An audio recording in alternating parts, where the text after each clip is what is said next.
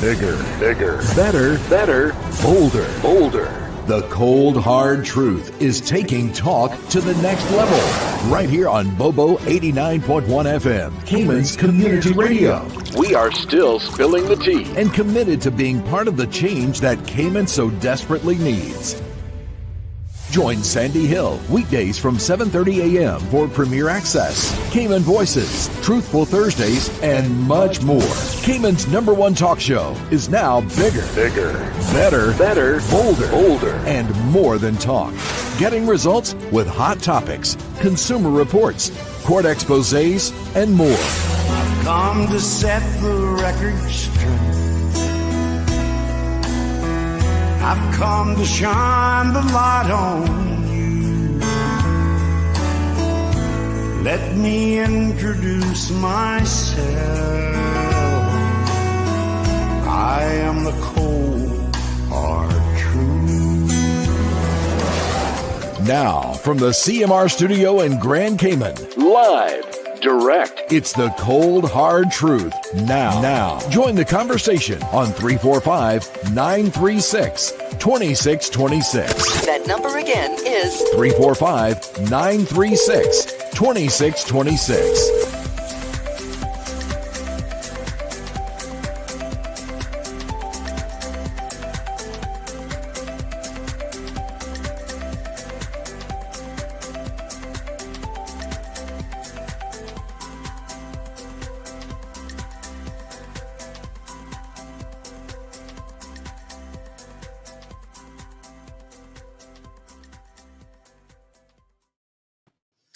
Good morning, Cayman. Happy Tuesday. Trying to keep track of all the days this week because it is a short week for me. Actually, you know what? It's actually not.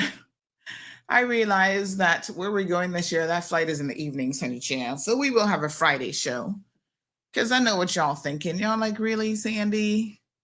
Really, Auntie, you're going to do this to us? So I'm going to squeeze in an extra day for you. And yeah, we're gonna get that. All right, lots going on in the world. Our little piece of the world this morning, most certainly not excluded from any of that. So permit me one quick second to just grab some links.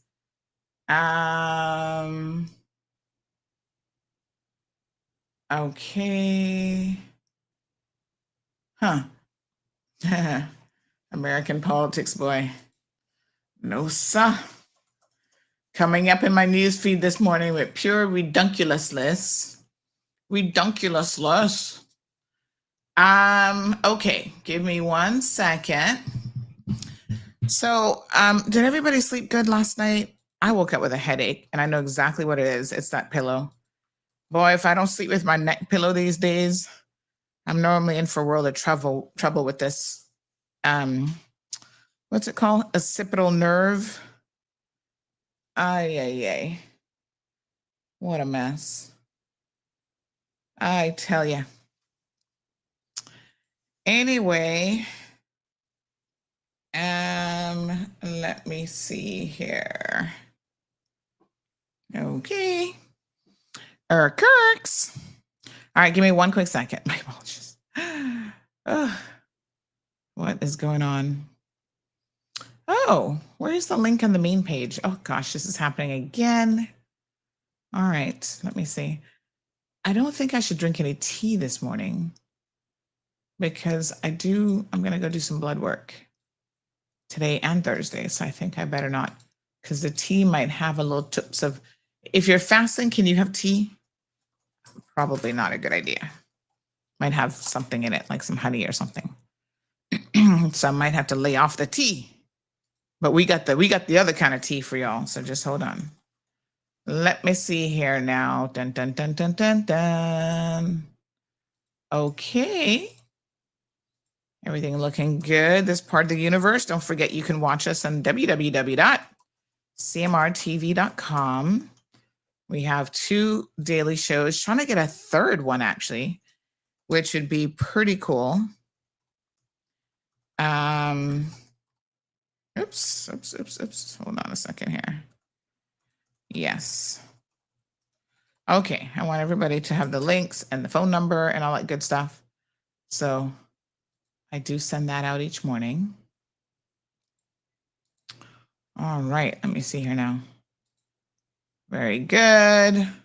Big shout out this morning to Windsor Park Group, Washington Boulevard, Caymanians in Florida. Always make sure that they get the links in the morning as well. All right, I think we're just about ready to hit the road. Give me one quick second and then we are gonna get it. Okay.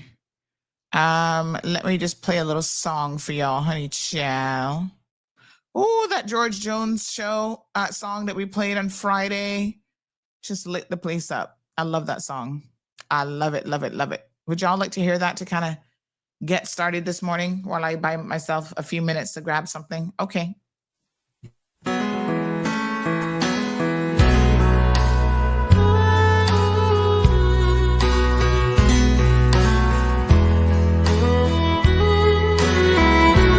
You don't know who I am, but I know all about you. I've come to talk to you tonight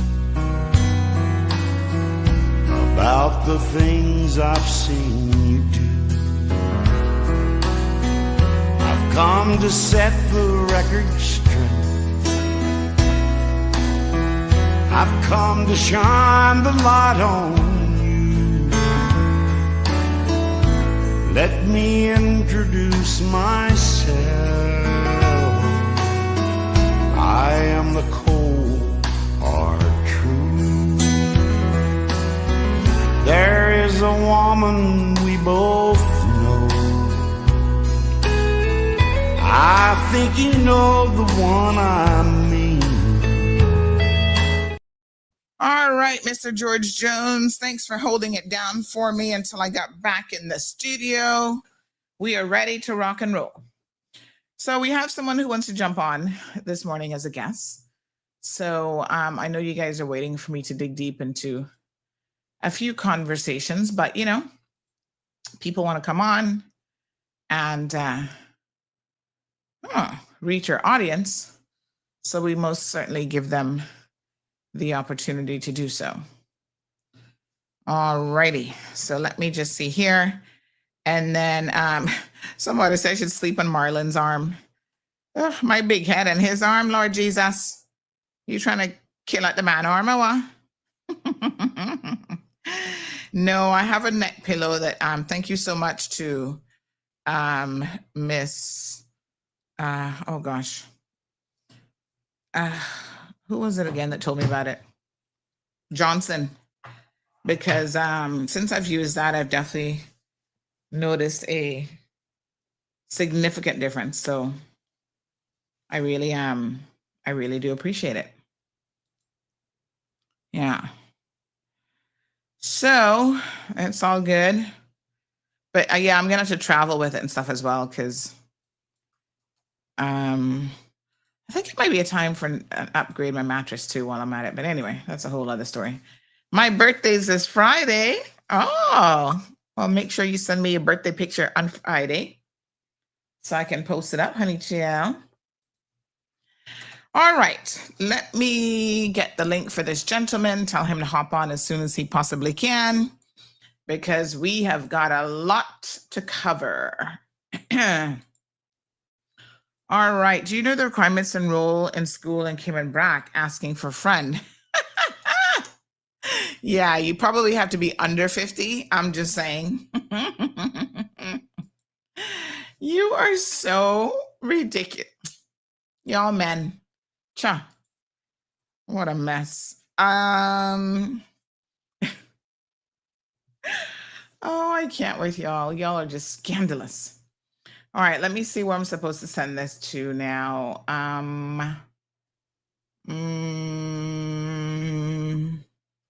Paul. Let me see. Paul.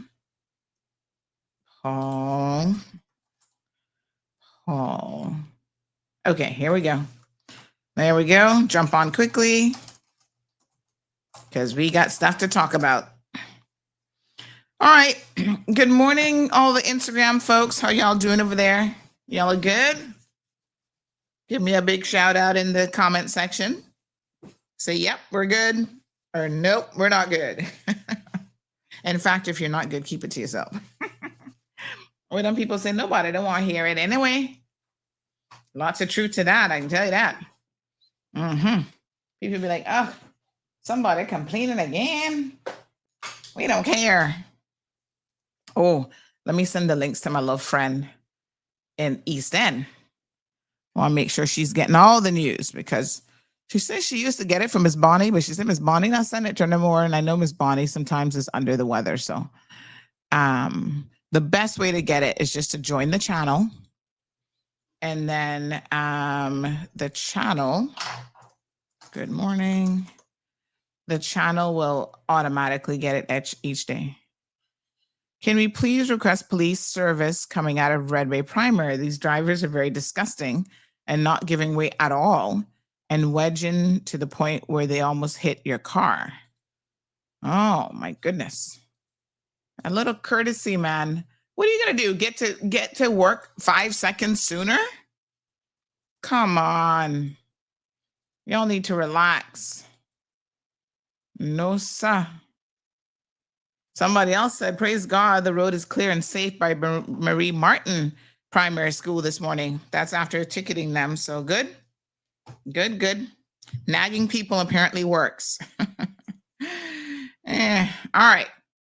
Whenever a guest hops on, we'll have to switch gears. But in the meantime, we got stuff to talk about. All right. What do y'all want to talk about first? Shall we get to wasting government money and Vincent Frederick? Oh, should we talk about Pornhub, revenge porn? We're going to try to break it down. So which one do y'all want to tackle first? All right. In the comment section, let me see your preference of what you'd like to hear first. We're such a democracy around here. Oh, my God. Imagine giving you guys the choice of what you want to hear first. Let me check the comment section to see where you're at with it. Instagram, y'all can participate too. Gemini Queen, thank you for the response. She's the only person on Instagram that's like, yeah, we got bother responding. All right, let me check my comment section. Buenos dias. Pornhub, revenge porn, says Jim. OnlyFans getting blazed up today. Please wait until 9:30, says JD. You know what we talk about, says Cameron.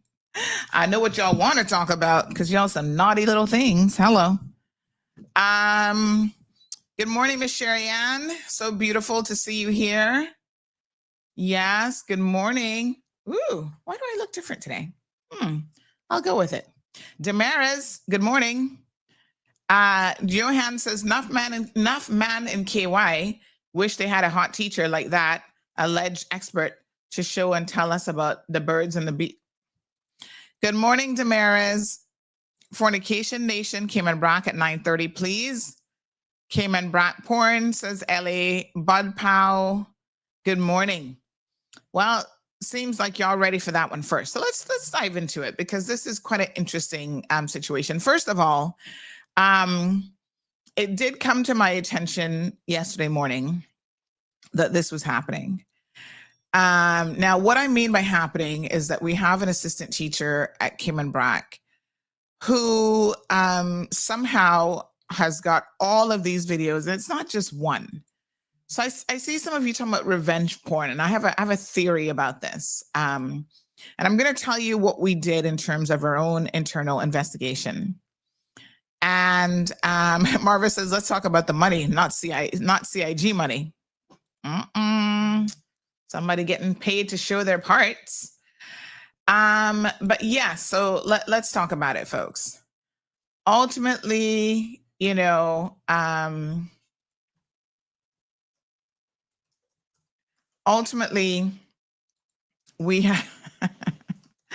we have a good question, but we're gonna get there.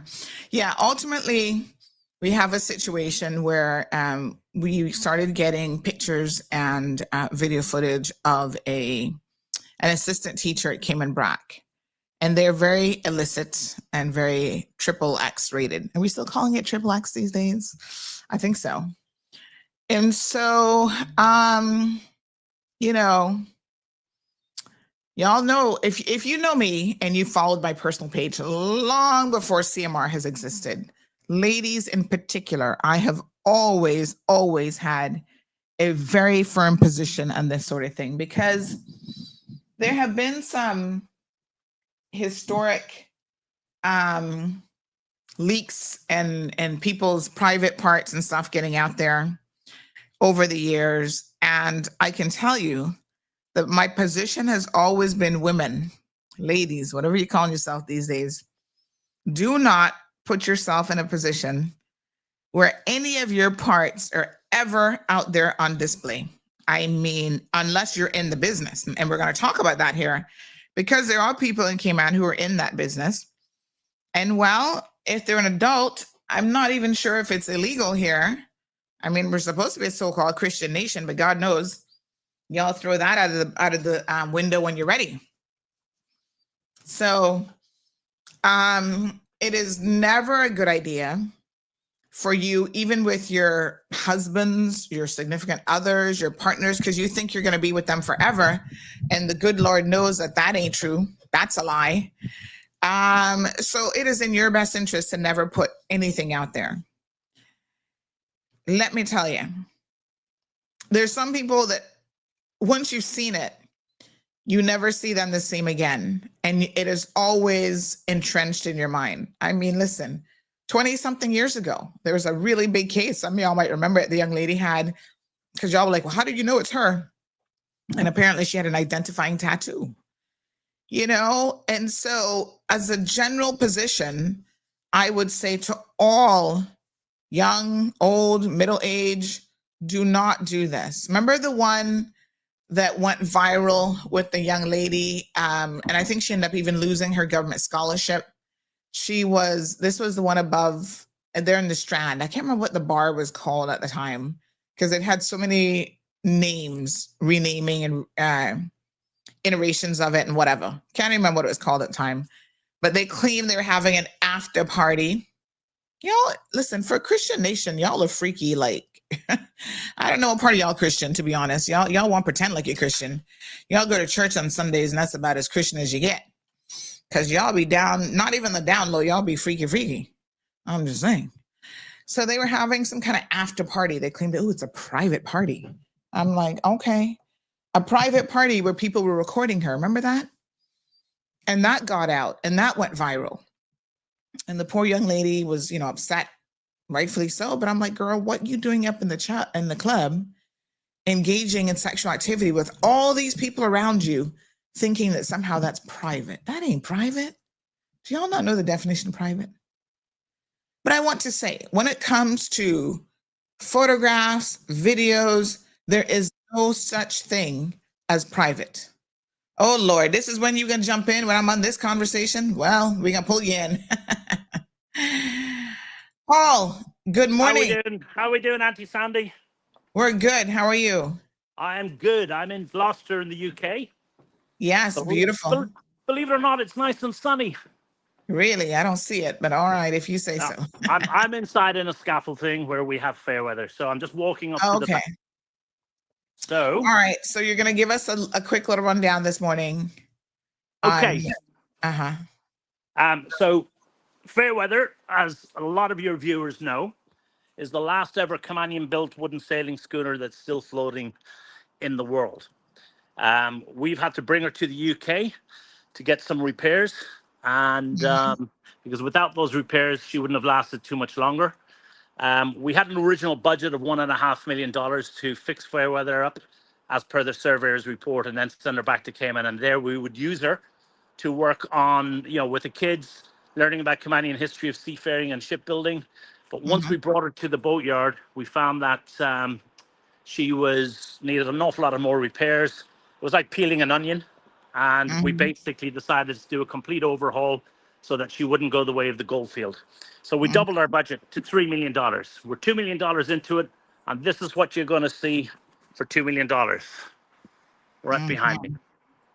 So we were Mm. fortunate enough to be able to send 4 young Caymanian kids to the boatyard last year.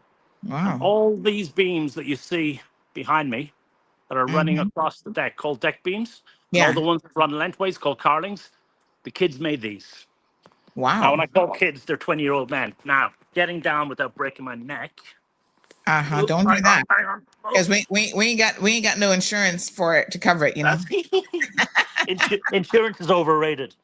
Okay, so So you need all it. this pieces of wood here, they're called Uh-huh. frames. I call them the fish. I call them the fish bones of the boat. And Mm-hmm. basically, the kids made about 20% of those when they were over here for the short period of time. Mm-hmm. Now, Mm-hmm. I am walking along the deck beams that the kids gave or made for fair weather. So just bear with me for half a second, Mm-hmm. and then I'll kind of give you a picture of down below. Okay. And I must say that I like the fact that Caymanians are helping to rebuild this historic boat. You know, I think that's amazing, quite frankly. Well, Sandy, as you know, I don't sound Caymanian. I don't look Caymanian, but I've Yeah. been in Cayman for over 30 years. So Yes. I've had the privilege of calling Cayman my home for over 30 years, and I really do appreciate it. And Yeah. Chris Rowland, my partner, we Mm-hmm. decided that we'd like to give something back. So we found fair weather a couple of years ago during COVID, Yes. and we decided that let's bring her home and let's give something back to the Cayman Islands, because what people Mm-hmm. don't realize, she is the last one still floating. I know there's mentions of the Western Union. Yeah. Um, Western Union is not coming back to Cayman. I do apologize, but she's not coming back to Cayman. She's been eaten by termites. She's Oh up wow. in Key West at the moment. But, you can see this Yeah. boat is ready to go. Now, we've replaced, oops, Mhm. almost an Take insurance it. claim.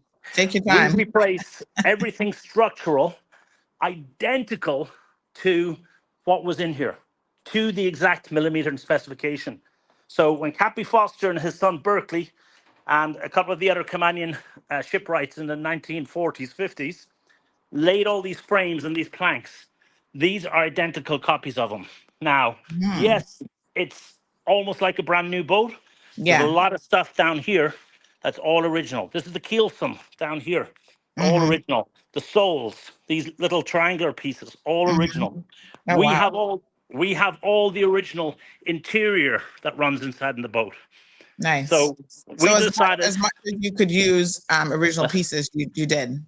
and the structural, it was important for us to keep the structure of the boat safe and secure for another 75 years. So that's why Right. we made it. That's why we made a decision to basically replicate everything that's in here. As much as we could keep, we kept, and as much of it got replaced, well, we replaced it for the safety and the structural integrity. Yeah. Okay. All right. That's fantastic. So what sort of time frame do you think in terms of completion?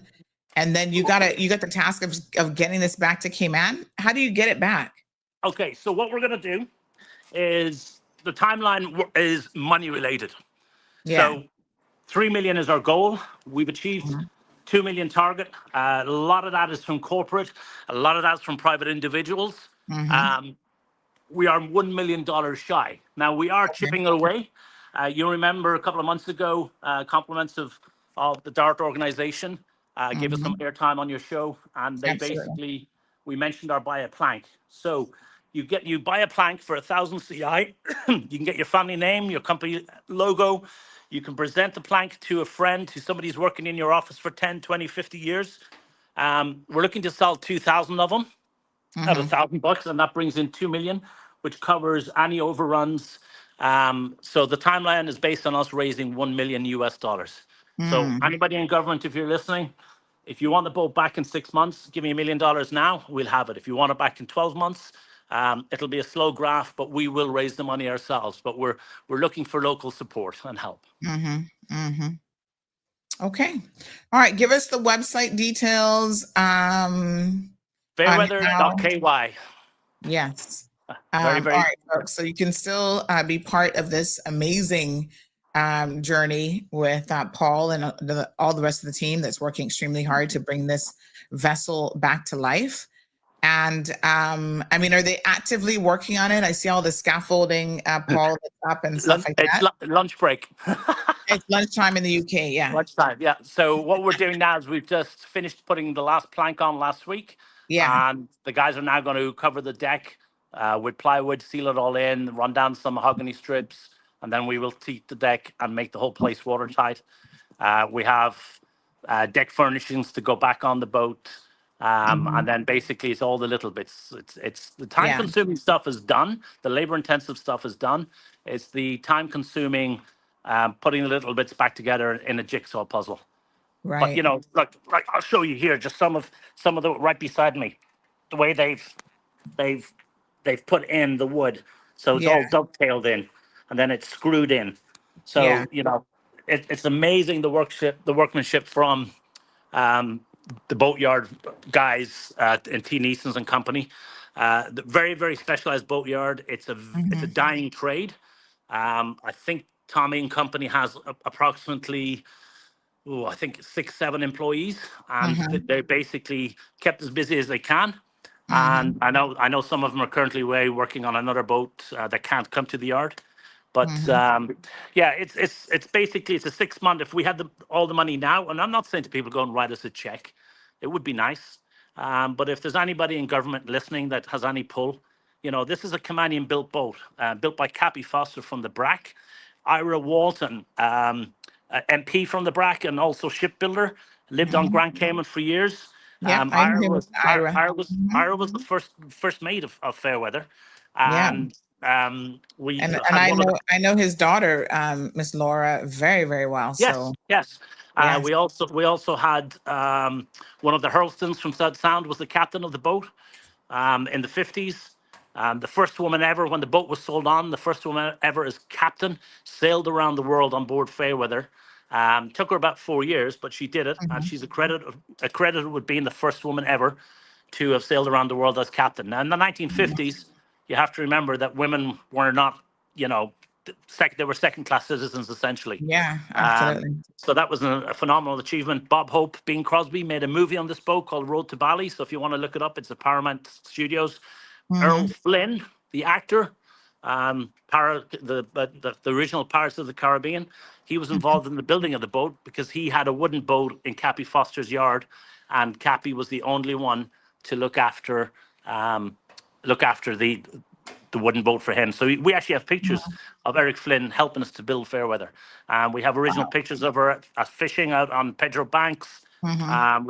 We got original blueprints because they started to use blueprints at that stage. And Yes. unfortunately, Fairweather was one of the last of the Canadian built schooners because a lot of the men went off to sea. And one Mhm. thing I think is very important that Cappy Foster had a company called Cayman Boats Limited, and it was Mhm. registered in the BRAC. But on a Friday, he had 14 members of staff, 14 Mhm. on his payroll, paid Mhm. them their money, and then on Monday morning, when they opened back up, there was only 4. And what happened is Mhm. national bulk carriers had come in 1947 and effectively taken the workforce away, the male Wow. workforce away to work on the containers, on the container ships or on the bulk carriers. So Cappy, along with several other people, Mhm. basically towed anything they had on the Brack in Little Cayman or Grand Cayman to Mhm. Jamaica, and there they got the use of the Royal Naval Dockyards, and they Mhm. finished off the boats that had to be finished. Like a lot of the Cayman schooners were finished off in Jamaica, and it's at a time that Jamaica was administered, or Cayman was administered by Jamaica, and Mhm. then so Fairweather was one of the last ones, Right. and unfortunately, well, I'd say fortunately with Fairweather, once we bring her back to Cayman, I want to tell everybody here now, this is from the horse's mouth. When she comes back to Cayman, she is Mhm. coming to Cayman Brack first, right? Wow, And Blackers, look at that. right, Beautiful. We've got quite a few listening this morning. unless I get overruled by the big fella upstairs, God, and he decides to take me before she gets back, I am telling everybody in Cayman Islands that Mhm. she's coming back to the Brack first, and that's very Mhm. important because Cayman Boats Limited, the Cappy Fosters, um, and all the other Bracker workers that worked on the boat. Basically, I think it's important to the Brackers that they see this boat, and Yes. once you actually get up and close and personal, like I am with her, Mhm. you will appreciate the workmanship that Mhm. was spent on these Cayman schooners over the years. And Yeah. I know the Catboat Club have a beautiful book called the Turtlers and Schooners. Yes, I have Um, a copy of it. Thanks to Miss uh, Susie Soto. Miss Susie Soto, Yeah. and it's Yes. such a very interesting read. I know it's not for everybody, but if people want to It's a learn the beautiful Canadian book. history and culture, you need to get your Yeah. hands on that book. You need to learn what the Yeah. what the men of the island did. But for every man that went away to sea, he left a woman and children behind, and they That's were right. just as hard working. So it's all intertwined in the history and the culture of the Cayman Yeah. Islands. Why do I do it? I'm an Irishman, because I love the Cayman Islands. I call it Mhm. home for over 30 years, and I'm giving back. And my partner Chris Rowland, he's giving back, and this is a labor of love, and it's gone on way too long for us. But if somebody Mhm. said to me, if you had this, the same, if you knew the same answers to the questions and the delays and the Mhm. promises of money that was coming and that we didn't get, would we do it again? And the answer is absolutely we would, because we think Mhm. that it's important that this is the missing link to Mhm. Cayman's maritime heritage. It's the last tangible link, and once she pulls into Cayman, and people can actually get on board and walk on her and feel the wind in your hair and behind your ears when she's under full sail. It Mhm. is, it's going to be massive, massive for the Cayman Islands. Yeah. She's going to be an ambassador of the Cayman Islands. We sail this little puppy around the Caribbean, and people are going to go, "Wow, Cayman Islands did Yeah. this." Because there's Mhm. even younger generation Caymanians don't know that they've built boats, Yeah. which it's not taught in Absolutely. the schools. Maybe it's Right. something that should be looked into.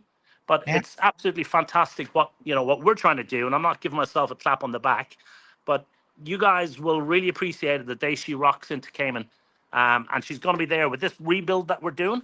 She's going to be there for another 30 years minimum without needing any serious overhaul, because we're doing it Mhm. completely right. And to all the naysayers about the Goldfield Mhm. didn't have a plan.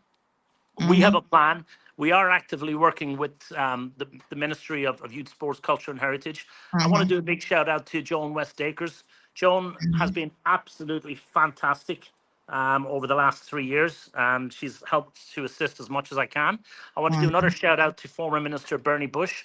Bernie actually took the time when he came over here for a visit to do something else. He took 5 hours out of his time to come down and Mhm. check out the boat.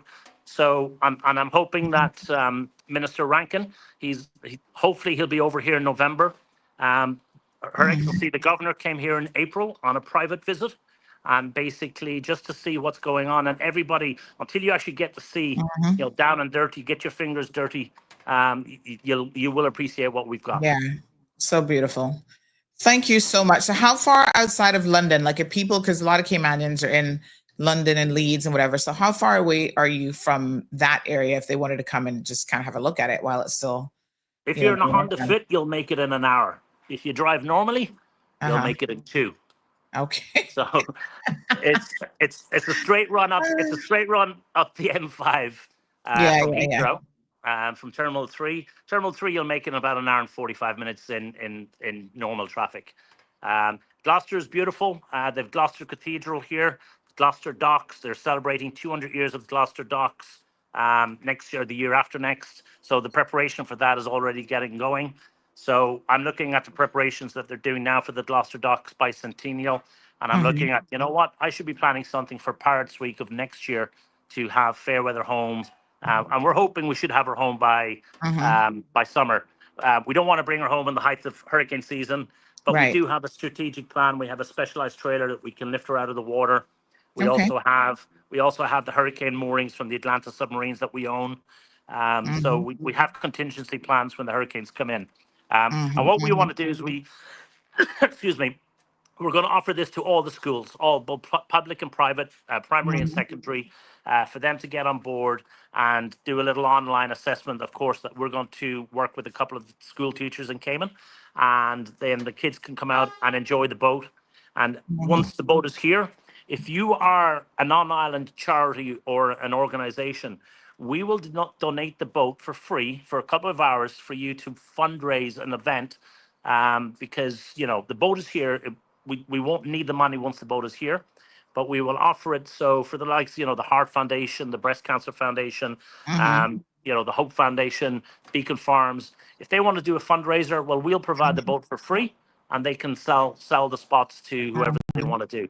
So it's a give back for us as well. Yeah. Fantastic. All right, Paul, thank you so much You're more than for this welcome. catch-up interview. We got over 350 people listening this morning, so hopefully they can pass the word around. I'm going to have my web guy here pull out this video segment, and we'll air it separately so that people can get the word out there that the fair weather is coming along nicely, but your help is still needed, folks. This is Help a is very, definitely very needed. Yeah. important And, initiative. and Sandy, can I just say one more thing? Sure. We propose to use the boat ourselves to raise money by offering for private charter. We Yes. won't run it as a Jolly Roger style booze cruise because she's too much Yeah. of a classic boat. However, that puts a lot of people out of, oh, I can't afford to do a private charter. We will be offering the boat 4 to 5 times a month, free of charge, on a first come, first served basis for people who just want to sail on a Cayman schooner. I see there was a comment of somebody can't wait to come and see and wish and sail on Yeah. it. So we'll be offering free sales a couple of times each month, and it's first come, first serve. If you want to make a donation after your sale, you're more than welcome to, but it'll be free of charge because we feel that at the moment, I'm legally I'm the owner of the boat, but I'm as I call everybody, I'm the custodian. The Once the custodian. boat once the boat is back in Cayman, we're Yeah. seeding it into our foundation, so the boat becomes the ownership and the property of the people of the Cayman Islands forever. It won't be mine. I am just the pure custodian of the boat right now. That's myself and Chris Rowland. I feel I have to mention Chris. Yes. Thank you so Excuse me. much, Paul. We really, really appreciate it. Thank Folks, you. go to the website. Please dig deep, make a donation. Listen, $1 million is quite honestly nothing for some of y'all. Some of y'all spend that on Christmas presents and parties and whatever else. So dig deep into your pockets. Let's get this into the home run that it needs to, get to. It's looking amazing. It's looking beautiful.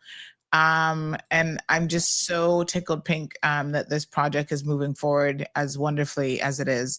Paul, we really appreciate the update. I'll be in the UK, but I'm only there for like about a day. So I think they've got us maxed out in terms of what we're doing. So I wouldn't be able to drive to you, but I wish And I if could. anybody wants to come and visit, just Yeah. email me first because it's a working boatyard, Yeah. and I need to get the okay The from clearance, Tommy yeah. Neeson and company. Just email me info@fairweather.ky. Go onto our website fairweather.ky. Press the donate button. Press the email button. Mhm. It's not that hard, people. I'll take $10 off you. I hate being I sound like a snake oil salesman, but every single dollar that goes basically into the foundation's account Mhm. is $1 less than that million target. And we've That's right. if I can say it here, Tortuga Rum Company have launched a special edition gold rum made locally. They are Mhm. donating $1 a bottle to the Mhm. Fairweather Foundation and it's Okay. shaped like a ship. It's amazing. Rubis Fuels have just finished a 6-month promotion.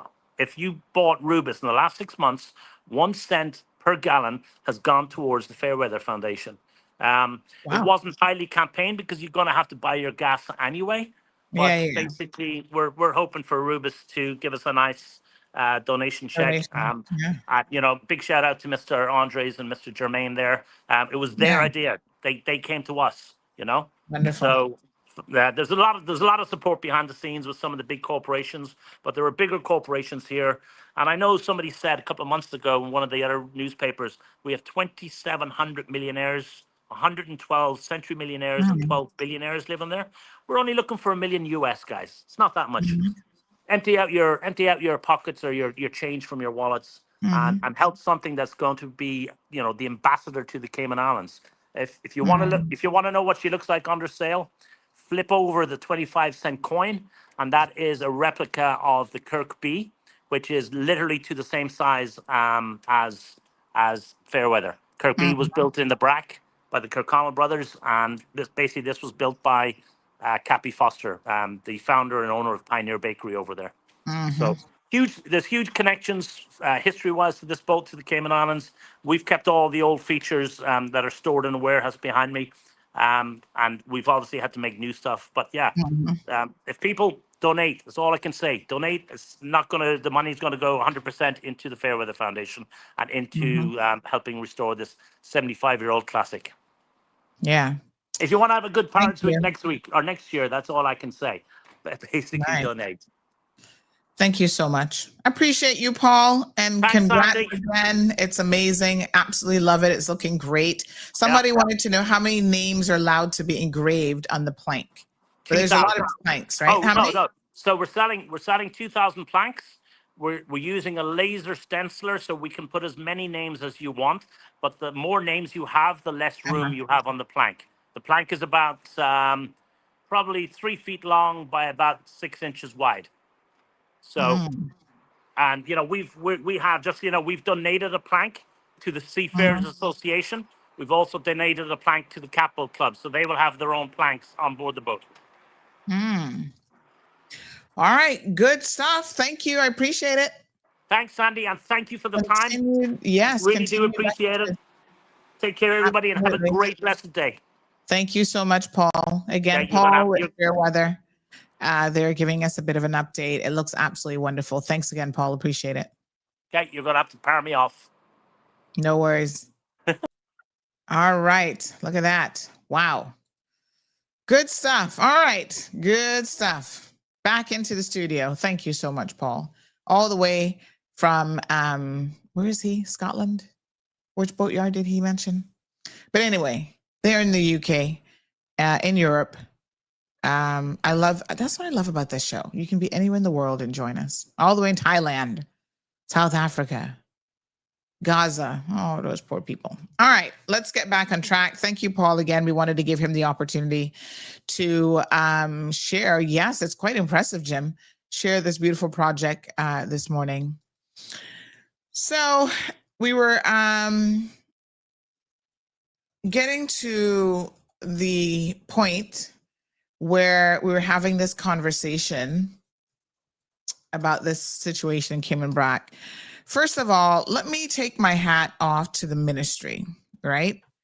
They were notified about this yesterday. It kind of started to grow legs over the weekend. And I'll explain to you what we have done by way of trying to corroborate the information that we got from an initial source, not taking anybody at their word, because this is a very serious situation. If any of this, or even if all of this is true, we got a problem, Houston.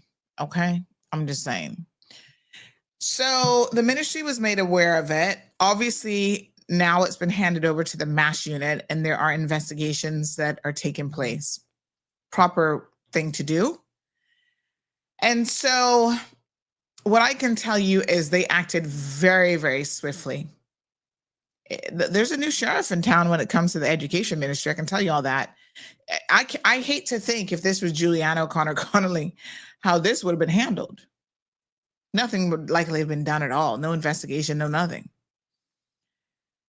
This minister isn't playing around. His chief officer, although I'm sure she would rather not even have to deal with these types of incidents, I'm sure she'd rather just focus on education, as most people want to do, focus on the core things. And these things serve as an unwanted distraction. But it's also an unwanted distraction for the children in Cayman Brac, who God knows do not need to be exposed to this type of material. And I'm going to talk about the material here in a second as well. So let me preface the rest of the conversation by saying that the ministry acted swiftly to try to at least contain the situation. She's on leave at the moment. She's only an assistant teacher, so I guess they'll be fine. Hopefully they can find somebody else to fill that position. And, it's been handled from that angle. Now, wow. Some of you haven't seen the videos, and I have. And let's just say that I'm no prude. I've seen my fair share of adult content in my life, I guess. I mean, I'm not sitting here watching porn all day, trust me. But I've seen stuff. It's not really my cup of tea. Normally, I'm just like, yeah, not into that. Ain't got time for that, But I know some of you like it, especially you men. You're into it. And I am personally, I'll be honest with you. Maybe I'm a bit of an enigma, yes? I am conservative with a lot of things. And there are other things that I'm like, that's your personal choice. I mean, if you want to sit there watching it, once you're an adult, because I know that actually children are easily addicted to this type of material and it should never, ever, ever, ever, ever be anywhere around children. If you are a mature, consenting adult and you want to sit there watching this stuff to spice up your relations or to help you instead of having to get a prescription for Viagra, because some of y'all need that, from what I've heard. I'm not calling any names, Johan. I'm just kidding. I'm just kidding with Johan because he's here in the comment talking about who snitched on the woman. Mind your business, lady. But yeah, I mean, listen, whatever. You know, it's in the privacy of your home. But like I said, you take a real risk if you are video recording and taking photographic evidence. Now, there is a difference, quite frankly, between doing this for your own personal gratification, your own personal, I don't know, kicks, whatever y'all want to call it, and making it a profession. Hear me now. I said to someone last night, because they said, listen, there's a real possibility that this is revenge porn. And I'm like, oh, what is, oh, I know why I look different. My second light isn't on. I knew there was something going on here. Ah, there we go. And the good Lord said, let there be light. And there was light. So revenge porn gives a very different connotation. So she was married to Caymanian guy. She's Filipina. She was married to Caymanian, and that is why she has the last name Walton, very popular name in Cayman Brac. They've been separated for about 3.5 years. He's moved on, found himself a Cuban now, Bobo. You better try and find yourself a Caymanian because you always, you look like you like him a little spice. And well, I'm going to say that way you get, but I'm saying that way you get. But anywho, so I think he's moved on. He might even have another child with this new woman, whatever. But they are now going through finalizing the divorce. So of course, people's minds are like, oh, maybe this is him. Maybe this is revenge porn. I don't have any contact with him and any way to say that these came from him. What I do know is the grounds for the divorce, which were accepted by the courts, is that she was cheating on him with other people in Cayman Brac. And that came to light because of pictures and stuff. Apparently, she seemed to be very sloppy with keeping her business on the DL. Maybe that somebody need to teach her a course on that. How you know, if you're going to be in this kind of lifestyle, you have to be mindful. Now, despite the fact that I'm not really a prude around this topic when it comes to adulting, I am a prude and very, very conservative and traditional when it comes to teachers. And I expect certain things of people who are around children. So you got a choice in life. In fact, you got choices every single day in life, and y'all could do well with trying to make some better ones as you get older, right? If you want to be a teacher, you can't be a porn star. How many stories have we not seen all over the world? In fact, right here in CMR, we've reported on some as well, where, you know, teachers find themselves in this predicament.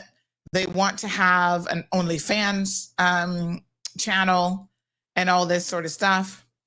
And you cannot do that, right? I'm just saying there is a line that is crossed when you want to be a teacher by day and a porn star by night. It just is not going to work out for you. You got to choose. That is an epic decision, in fact, right? So if you want to be a porn star, then you're going to have to commit to that 100%. Live your best porn star life. If you want to be a teacher, you know, there is a moral code around being a teacher, kind of like being a pastor. There's certain things that people expect pastors to not engage in and not do. There are expectations of you. Remember back in the day when you couldn't even be a teacher and get pregnant out of wedlock because then they'd make y'all leave your jobs. I don't think they're quite as strict with that anymore. Although if you are in some of the Catholic churches and, a lot of the schools are private and they're affiliated with churches, they still say, listen here, Bobo, we have a morality clause. You can't be cheating. You can't be this. You can't be that. And if we find out, you got to go. You accept the job on the understanding that those things exist. Can any current teachers tell me if there is still a morality code clause, my apologies, in your contracts? I'm just curious because unfortunately, we have a lot of teachers here who have lost the plot, right? And so I can't accept that a teacher who's around children is also going to be on youporn.com selling herself. That, to me, that is not acceptable. If you're a private citizen, running your own business and you don't care what people think about you and you want to do that, then that's okay. That's fine. Not a teacher, not a government teacher. And I'm pretty sure a private school would take on the exact same position. And I'm agreeing with Jean here. Jean says if a teacher doesn't have that basic common sense, in my opinion, they don't have the sensitivity, sensibility, nor the basic intellect to be a teacher. That's a fair and solid argument, Jean. Because the last thing you want, and children seem to get access to stuff. Let me tell you, I'm going to pull up the CMR archives here because you guys might remember not that long ago, we were reporting on the same situation with a teacher back in, let me see here. A teacher back at CIS a few years back who was terminated for the exact same thing.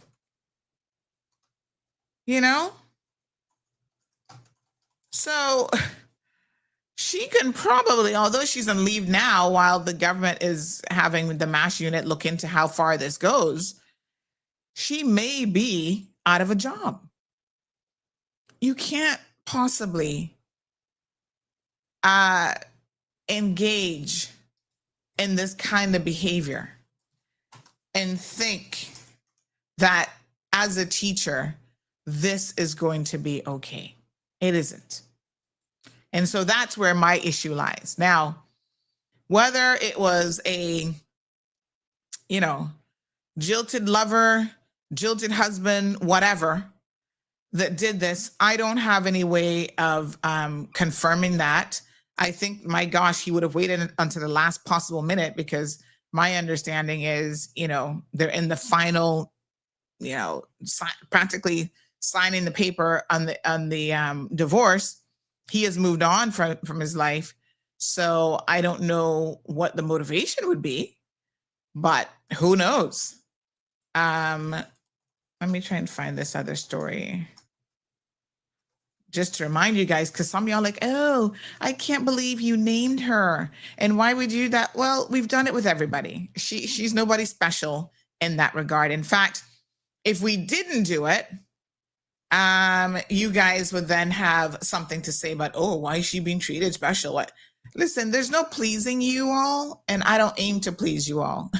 That is certainly not what this is about. Okay? Y'all will be fine. Y'all gonna wake up tomorrow and find something else to moan and complain about. And the world will continue to spin. I'm sure of that much. So yes, this particular teacher was engaging the same sort of thing. Somehow her students discovered the website that she was on, and CIS said, oh no, honey, child, you gotta go.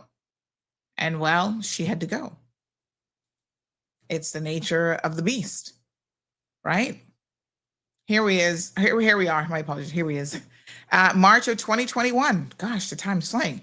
CIS teacher involved in sex video no longer employed at prestigious school. These schools have a reputation, y'all.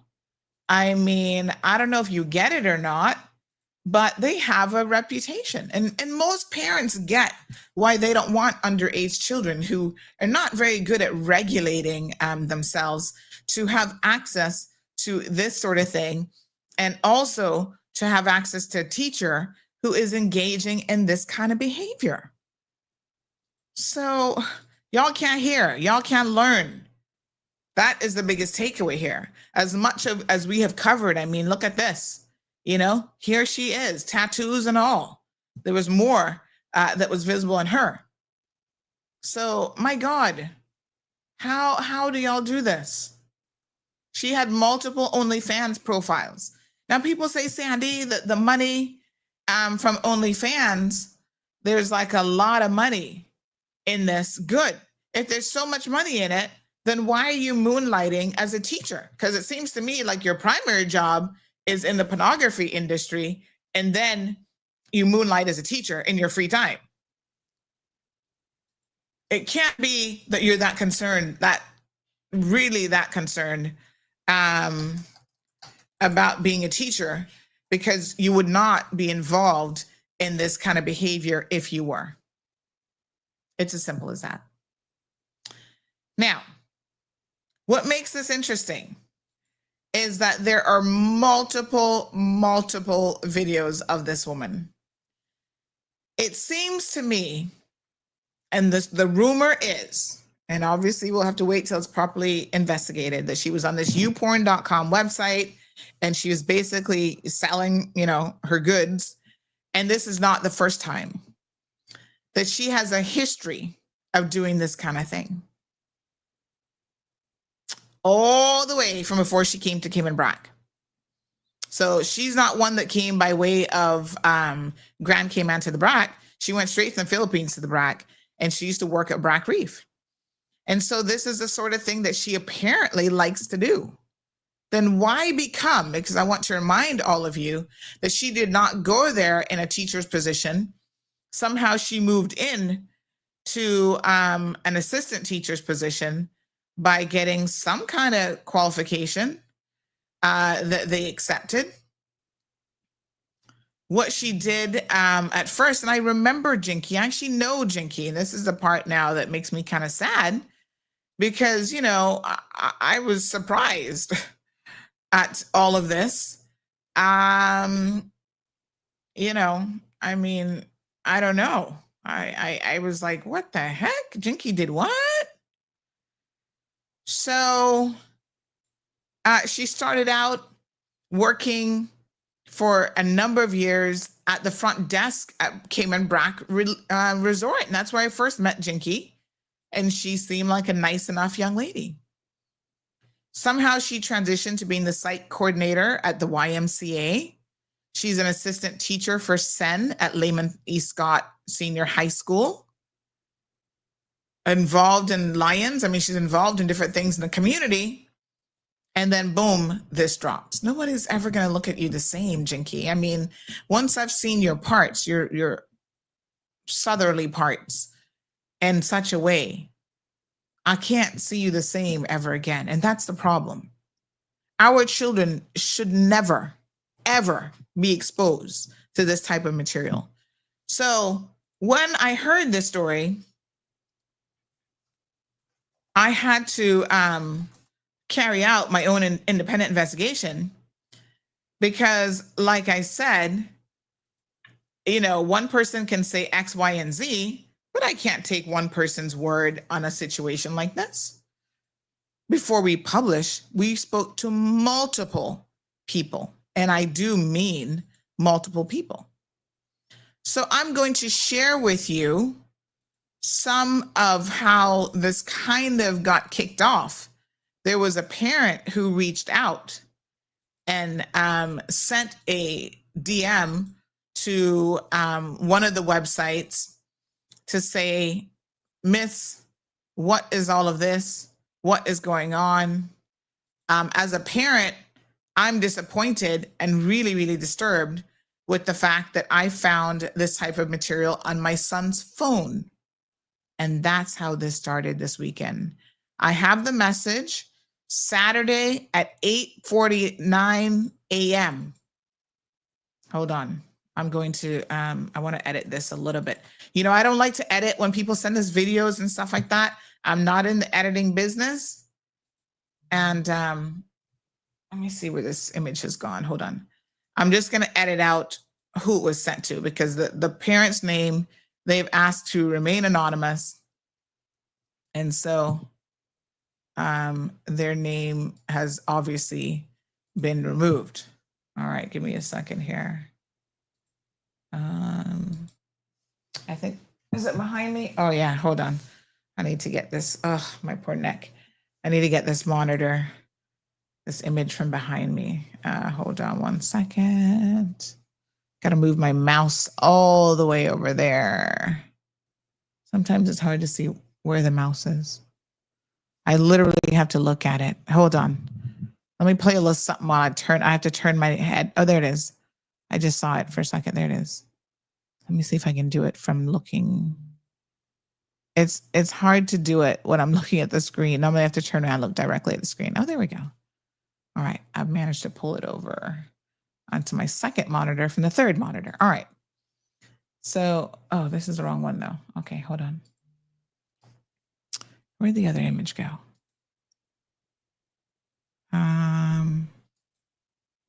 Oh, there it is. Okay. So we got to go back over there again. Give me 1 second here. Pull it back over. And then, okay, good. All right. So imagine a parent feeling it necessary. And I think, again, this is where as parents, we are flabbergasted when we see certain things around our children, for sure. Flabbergasted to the point where at 8:49 on a Saturday, they are jumping up, messaging a social media page to say, OMG, what's going on here? Okay. So let's be clear. Obviously, this parent was very, very disturbed by what they saw. And so I would be disturbed as well. Right? I think that what else, how else would a parent feel? So I know some of you, let me try to just edit this on my phone because it's, computer editing skills are simply not there and it's requiring me to do way more than I have time to do right now. So give me 1 second. Let me just edit it directly on my phone. So I think that, it is very, very unfortunate that a parent has to deal with this situation because now you have to have a conversation with your teens about how they got this in their phone, on their phones. Where did they get it from? Obviously, one child has it. I can assure you that a lot of other children have it as well. And it is being shared. Undoubtedly, it has gone viral amongst the student population. How do you, as a school teacher, setting all jokes aside, how do you as a school teacher expect your children to respect you when they have seen your parts, your netherly parts, your womanly parts, whatever we call them these days? I'm sorry, but it ain't happening. Okay? Children will not respect you. They're not going to see you the same again. So, y'all can joke about it. I know a lot of you are like, Sandy, I wish I had a teacher like that. I'm like, okay, that's all fine and dandy. But the impact that it has on these young, impressionable minds is not something that we should take lightly. And I certainly don't take it lightly. This is where all jokes now have to be set aside because in my mind, this isn't funny. This is serious indictment on us as parents, as school administrators, as, a country really, that having a teacher, and I know you men in particular have fantasies about, the sexy teacher and the little short skirt and whatever. That's apparently one of the fantasies that people keep replaying in adult themes and whatever. Like I said, keep your fantasies to adults only and don't involve people's children in this hot mess of a situation. It's horrible. It is absolutely, absolutely horrible.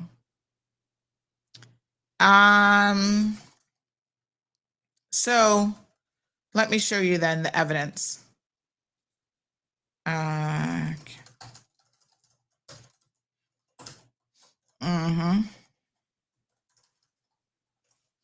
right, so let me see here. Give me 1 second. So yeah, so this parent starts the conversation, and there are bits and pieces of this where obviously people get into their feelings about certain nationalities and stuff, and let's just say that this does not help your nationality when you engage in this kind of behavior, especially when the story is you were doing it back in the Philippines, and it seems to be something you enjoy doing, something that you do to make extra money. I guess it's better than straight up prostitution, but I don't know. Not when you're a school teacher, it's not. So let me just see if I can. All right. So this person says, I'm a fan and follower of your videos that you talk about the corruption in government and schooling here on our little island. In one of your videos recently, you spoke of a swim coach being a pedophile, having child pornography in his phone and such, and that was Cayman Brack as well. We've not yet discussed that, and we're going to touch on that a little bit here this morning, because all of this has a connection in some way or another, right? Obviously, there's no allegation here that Jinky's involved in child porn. Let me be very, very clear. But any kind of pornography around children in a school setting and that children can have access to is extremely dangerous, okay? So the person goes on, finding out this shocking and disturbing information that was taking place here in Cayman Brack made me say, wow. But if you think that was a crazy story, I also have a story that will blow your mind. I've discovered there is a teacher employed at the Lehman E. Scott Senior High School. Let me go to the next one.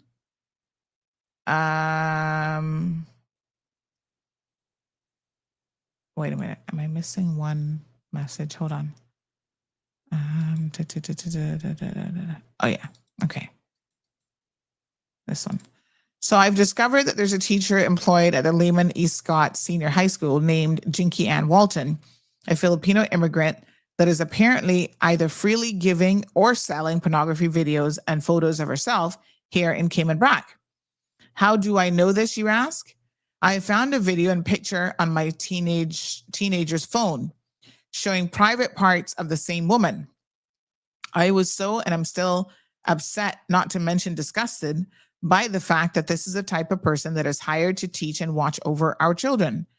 I have questioned my child about how they got this content, like any concerned parent would, but they refuse to say how they got it exactly, saying just from a friend of a friend. Now, you think that it ends there, but being curious to find out who this woman really is, apparently she's also in charge of the YMCA after-school program, teaching and watching over our younger children, as well as a member of or local Lions Club here in the Brack. I guess you can say, wow, she is a very distinguished and ambitious person, but the real truth is that she is and they put in quotes, porn star here in Cayman Brack, and should not be anywhere near our children, our schools and children.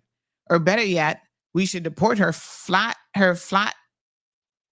expletive back to the Philippines, as you can see in the photo. Well, I'm not too sure it's flat, but okay. I mean, I don't know. That's a matter of opinion. With this information I've given you, I would like if you could keep my name confidential, please. And I have actually spoken to several parents. And here's the thing. They started talking about this. Some of the parents and someone else in the community was having a conversation. The children overheard the conversation. Those children hadn't seen it, I don't think. But they said, oh, Well, the only teacher at Cayman Brat that could be would be Miss Jinky. Now, Miss Jinky, if you want to be respected by children, teenagers, you can't have them randomly going around hearing, oh, somebody's talking about there is a teacher at Lehman Scott who's engaged in, providing pornographic material to some porn site, and automatically children like, oh yeah, the only teacher that could be at the school would be Miss Jinky.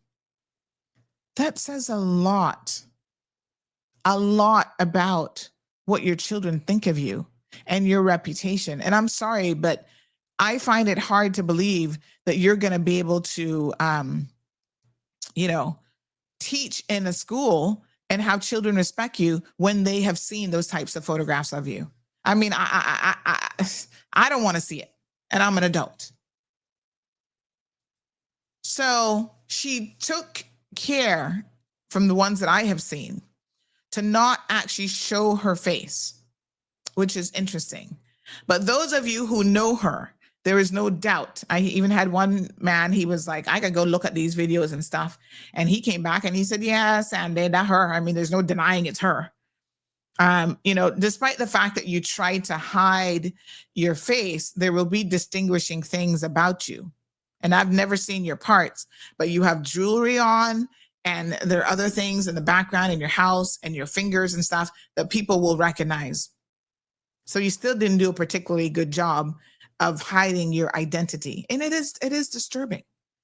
Now, the allegation that these children were given access to these pictures, or might have been shown these pictures, I don't know by whom.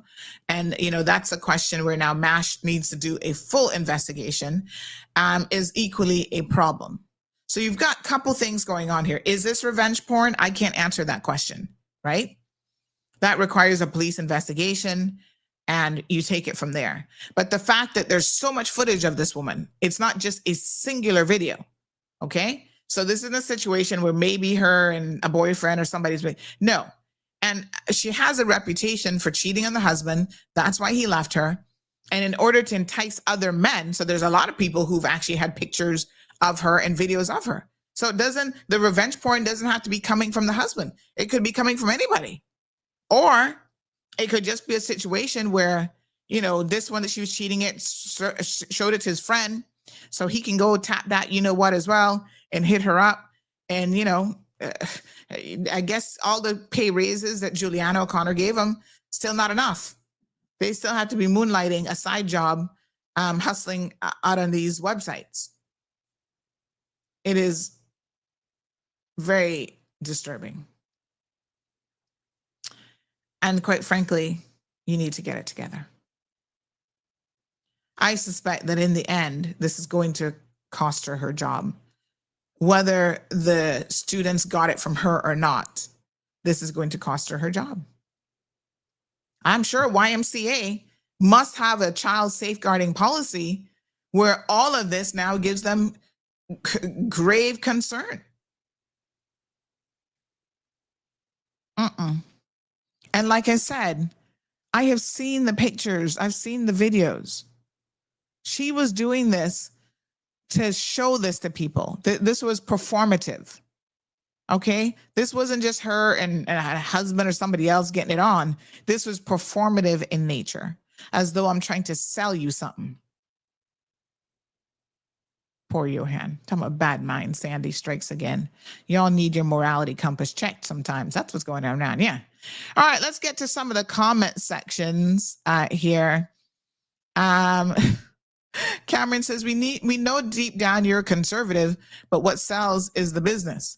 I don't have no problem saying that I'm conservative in a lot of different ways. When it comes to family values, I am conservative. If y'all want to be living your best life out here, go and live your best life as a single person. I don't care who you're fornicating, but don't be married and engaging in these types of relations. And, for more reasons than one, I'm very, very conservative on that front. Indeed. And then there are other things that I'm not conservative about at all. So somebody said to me the other, I can't believe that you're sharing this anti-conservative rhetoric. And I'm like, you see, I don't really identify as anything. I'm not left. I'm not right. I look at things individually. Like on this topic, this is where I stand. On this topic, this is where I stand. And so I don't really put a label on myself, but I do. I'm happy to say there are topics I'm liberal about, I suppose, if that's whatever. And there are topics that I'm like, nope, I have a very conservative view on this. And it is what it is. That's why I don't label myself. Neelis, good morning, says it's simple, Sandy. A teacher instills principles and morals into her kids. So the only way for them to be effective is to set example by living the life that they teach. These days, homeschooling seems a viable option, says Cameron. Not only teachers are a threat, but peers too. Amen. Cameron says, when we give away laptops and tablets from government, is it still government property? Yes, as far as I know, it is. Jim says she should not be permitted back into the school system here since students have already had access to her other activities. She'll be looked upon completely different. That's right. Nobody's going to respect her. I mean, listen, even all listen, you know, these men already messing me on Sunday, you know, she don't look too bad. They don't look too bad, you know. I don't mind looking at it. But you have also now lost respect for her. You know, she was somebody's wife doing this and sending these out to people. You might like it because of the sexual nature of it and you get a little excitement. Like I said, you might not need the blue pill for a day, but you're not respecting her. Y'all gotta start talking to her now because you probably like, oh, can I get some more videos? I'll pay you. That's different. You can't have people working around your children, working around youth, working around, you know, a youth-based program, YMCA, for God's sake, an assistant teacher with your young impressionable teens, and then look at this and think that this is okay. No, Bobo, that's not gonna work. Aren't social media backgrounds and internet presence checks done on these people working with kids? Well, Neelis, it is, unfortunately, I suppose, very, very easy for people to hide this kind of stuff. And so, you know, they have all these alternative names. I'm going to tell you something. There's another young lady, she's actually not in Cayman, who someone reported to me recently that, oh, Miss Sandy, you know, this Caymanian in the UK doing this. And I was so concerned, and I do know her mother, and I reached out to the mother and I said, honey, child, please have a discussion with your daughter. She's a young mother of two. She does not know how this could come back and haunt her because it was very clear. She didn't have no problem showing her face, I can tell you that. And, you know, oh, if you like big busted women, you know, link me up. You can watch me and my videos for X number of dollars.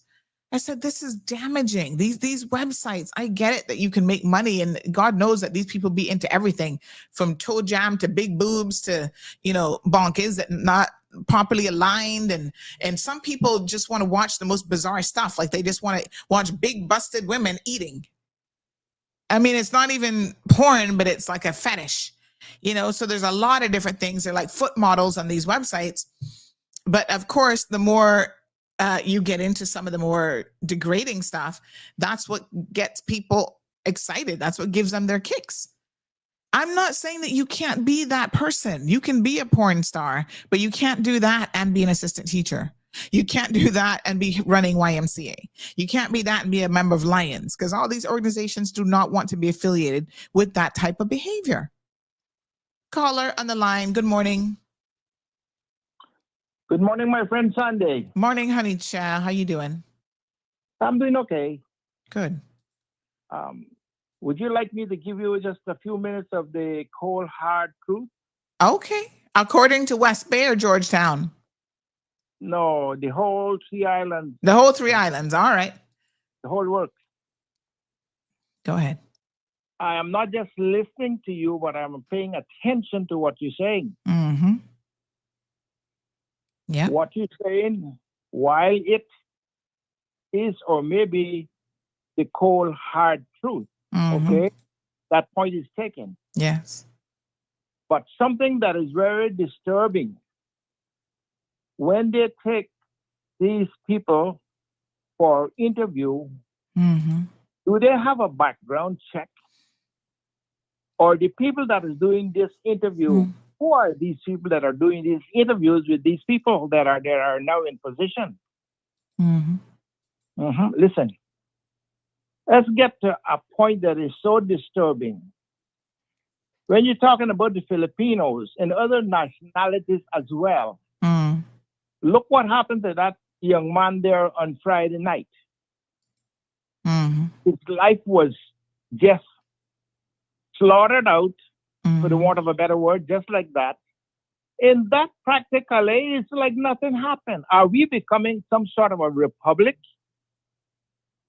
Regardless of what happened where he was on the crosswalk or not, people in this country, including myself, has a moral right and a lawful right to carry yourself within the ambits of the law.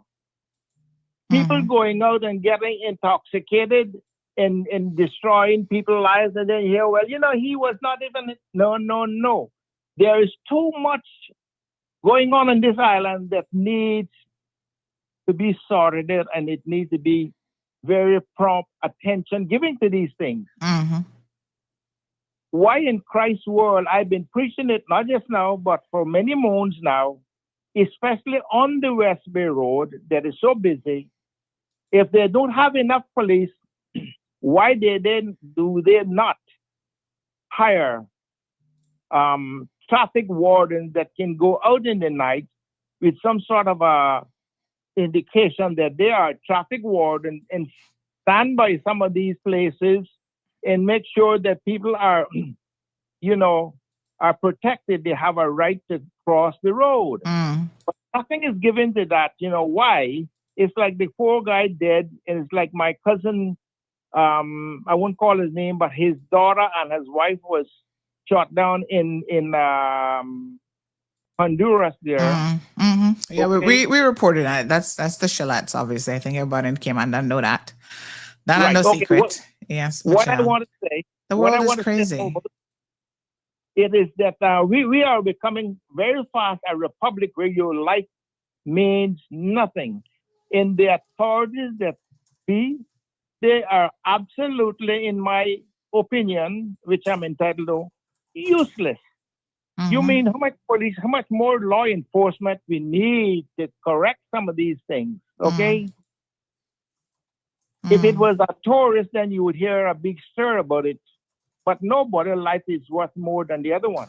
What we need here, and I stand by what I am saying, we need a couple of dozen good English police officers. Like when I was a tour operator, there was some incident on Christmas Day with a group of Italians. This lady got out of my bus trying to help her out, but she was so drunk that she stumbled and fell down. If I didn't have my co-workers protecting me, the Italians would have slaughtered me right there. All sorts of things. Fortunately, there was an English police officer came in quickly from another area and told those people in the bus, you stay where you are. If you move out of that bus, you're going to be arrested on the spot. So this is the kind of officers that we need here. We don't need some fly-by-night coming in here, man and woman, and going off in a car to nobody knows where they're gone. We need proper law enforcement, and it's not here. It is not here, Sandy. It's not.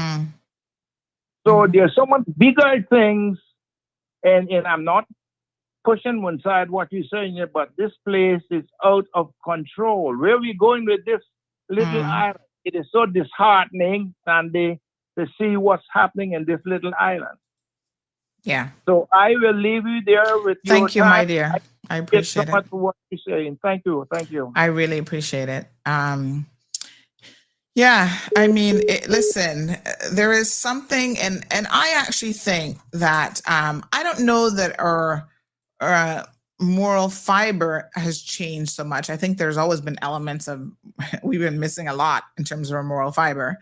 But the times have changed. So your access to this stuff is so much easier. Your children's access to it is so much easier as well. And that's a problem. Let's read a few of the comments coming in.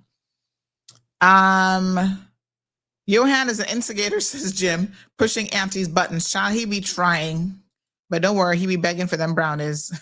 Y'all don't think brownies code name for something else. Don't get it mixed up now. They're literal brownies.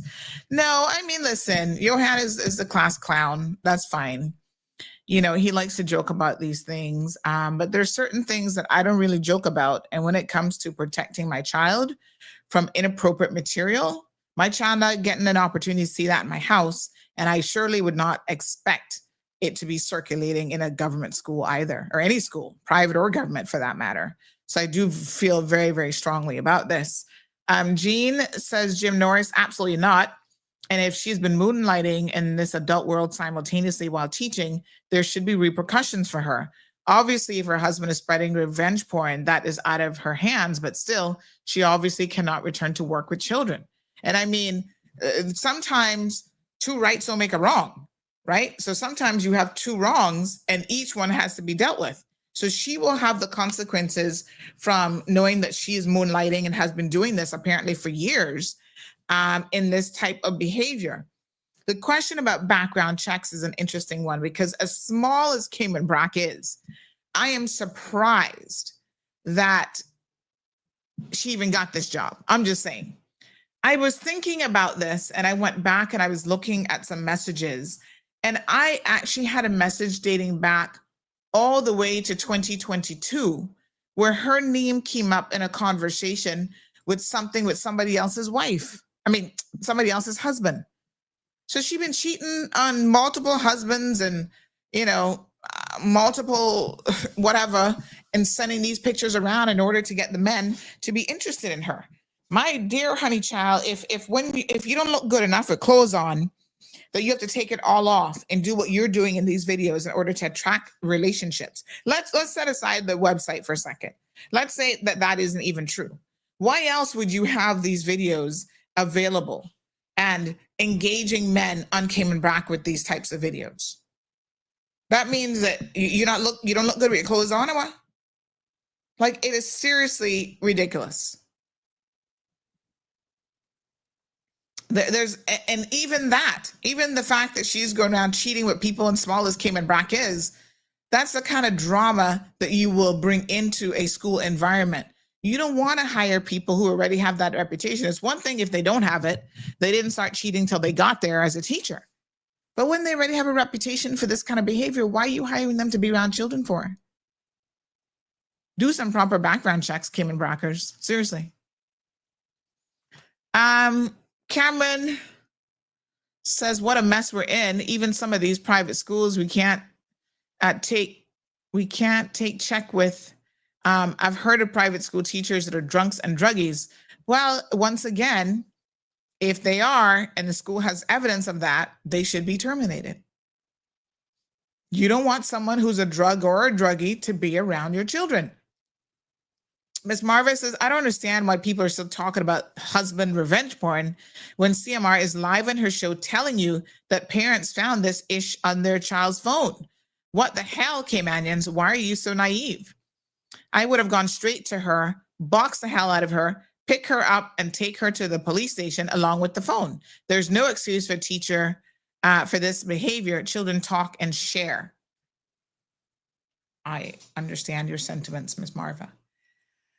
I think what's happening here, and this is something that I've always said that tends to happen, is when we like people, we look for every excuse in the book. Mm-hmm. Oh, Miss Sandy, I know her.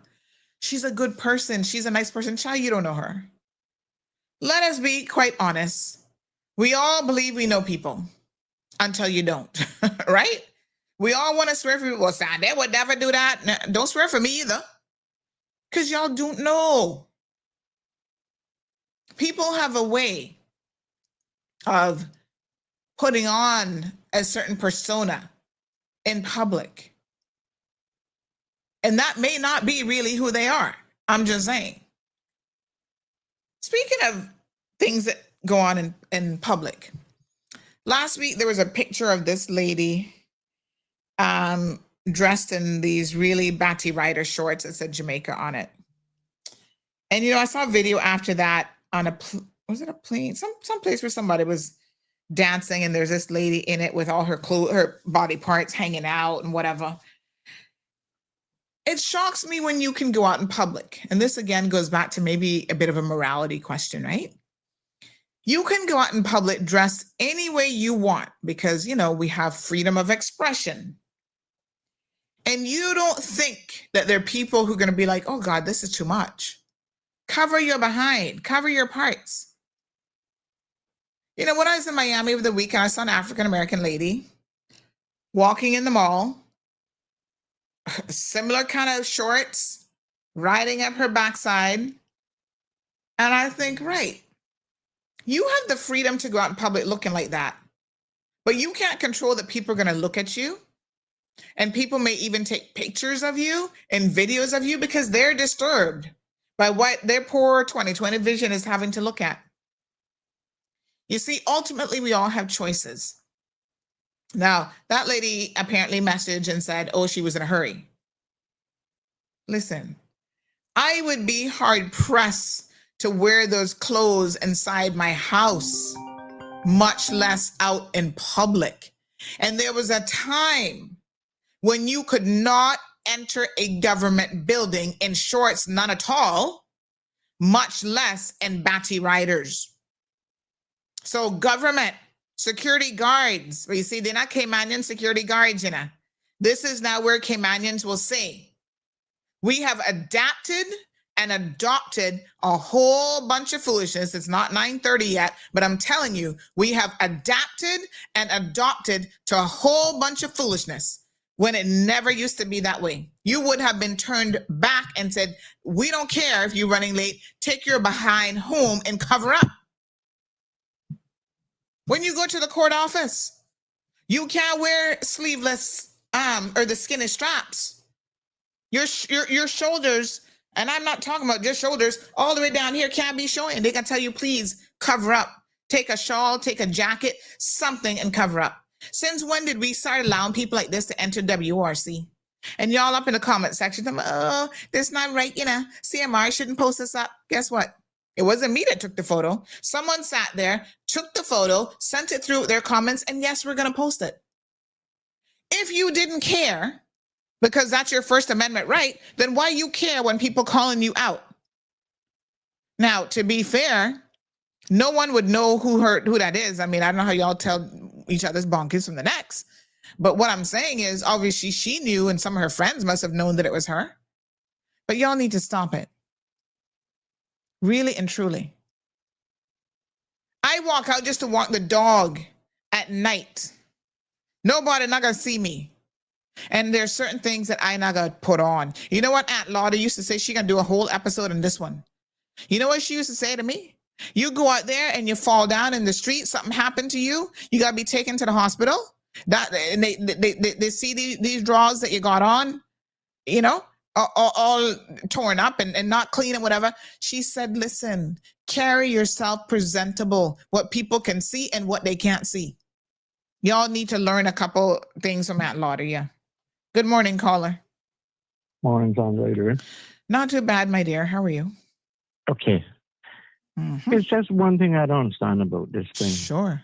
There's a lot that I don't understand. So if you only got one, you're doing good. Well, I got the one I deal with. Yeah.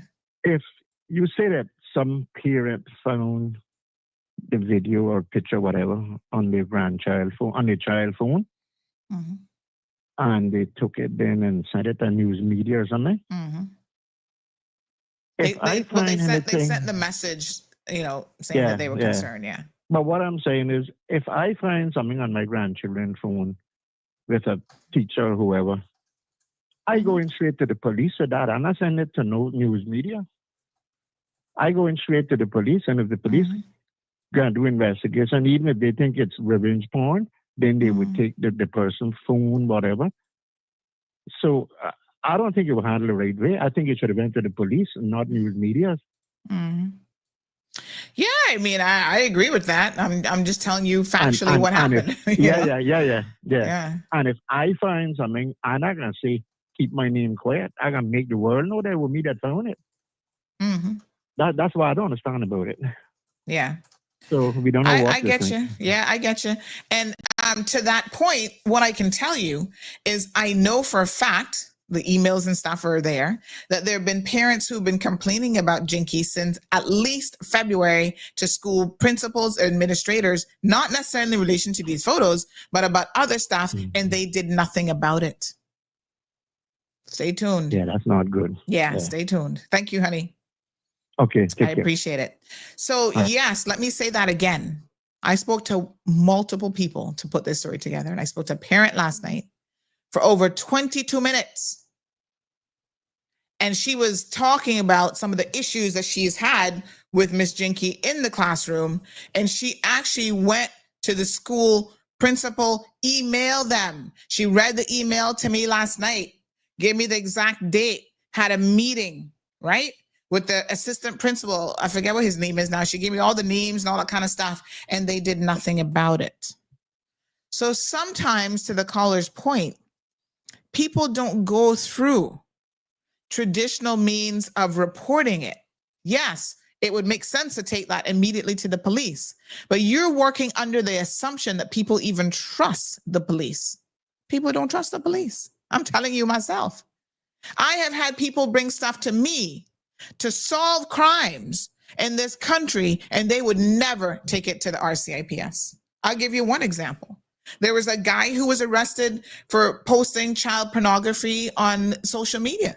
I think he's still in jail. I think he got 6 years or whatever. I can't remember now.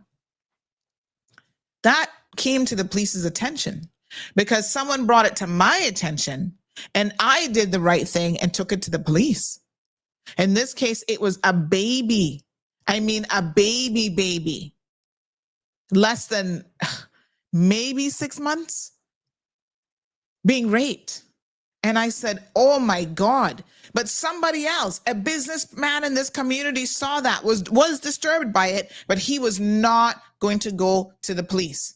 To the caller's point, there's a lot of reasons why people don't want to go to the police. Number one, they don't trust the police. Number two, they just don't want to get involved, because then the police are going to be like, oh, well, we need you to provide us with a statement. You might have to come to court, this and that.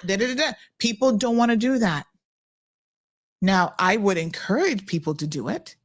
Just like I did in this instance, I provided a statement of how it came. I protected the original source, right? I provided, because you see, in order for the police to take this now to the DPP's office, the DPP has to prosecute it, there has to be a chain of evidence. How on earth did this get to Sandra Hill? When was this? I can't remember. Was I Hill yet? I don't even know. Probably. I don't know. Been over 10 years now. I can't remember, child. Yeah, it would have been not that long ago. But, and I had to explain to them, someone whose identity I will not share with you saw this on social media. They were disturbed by it. Then the police asked me, okay, can you download it? I'm like, me? I'm not getting in trouble for no child porn. They're like, no. For the purposes of this, you're just downloading it to be able to get it to us. We don't have access to Facebook. They need to have some burner Facebook accounts, let's be honest. But anyway, that's a different thing. So, and then I had to put it on a disk form, a jump drive, and then I had to write a statement about how all that happened. So, caller, there are lots of reasons why people don't go to the police. Trust is a big one. And number two, they don't want to go through all this and that and providing statements and And I literally had to go to them and hand them the jump drive along with my statement. The police are a little bit antiquated and how they obtain evidence and how they treat evidence and what you have to do to even get them evidence. And because it is involving a child, I suspect that this parent also does not want her child now to be involved in this. Oh, you have to bring in your child to give a statement, and your child must tell us where they got it from. The child is not even willing to tell the parent where it came from, a friend of a friend. They're not going to do it, the police. They're going to be like, which friend? We need your child's phone. We're going to be digging up in his ish. A lot of people don't want to deal with that. I'm telling you. So I agree that you should take these matters to the police, but people don't tend to do that my friend. Aliana says, I remember reaching high school and going crazy over legs, but these kids are exposed to too much. Most certainly. Siobhan says, exactly, Siobhan Berry. And how can you have respect for someone who doesn't have respect for themselves? She's a school teacher, should have pride in herself, but no, let's drop porn. People fail to realize or understand once your nude pics are out there, there's no taking it back off the web. Marva says, this is her problem. Parents who think this disgusting ish is funny about sexy teachers, idiots. Cameron, all we can do is joke now because morals and decency have been removed from Cayman society, and dare I say our current customs and demoralizing society has been imported. Amen. Well, some of it has been imported and some of it is our own Caymanian men. Listen, historically, let's not lie about what Caymanian men have been up to, right? Caymanian men, some of it from their seafaring history really, have been exposed to a lot. And I can tell you that they're Asian countries, and I've not been to any, but I've spoken to enough men to know that some of the things that they do in those countries leaves a lot to be desired in terms of morality and sexuality. My ex-husband, David Catron, was in the military. He was actually a military man. May he rest in peace. And when he was stationed overseas in, I want to say Vietnam, he wasn't that old because he wasn't in that war, but he was stationed there. There were certain things, was it Vietnam where he was? He definitely went to Japan. He was in Okinawa. And so, you know, these military guys, just like seamen, they go in bars and child, they all over the world. That's why some of y'all, when you do your 23andMe or Ancestry kits, you find out you got a sister all the way in Japan because your father was over there dipping in the Japanese pool. So men being who they are, you know, they're here, there, and everywhere sowing their not so royal seeds. But sometimes they do more than that, and sometimes they engage in more than that. And, you know, there is a reality that when people come from poor countries, girls especially, at a very young age, understand that sex is a commodity. Their bodies are a commodity, and they will sell that and make that available to people.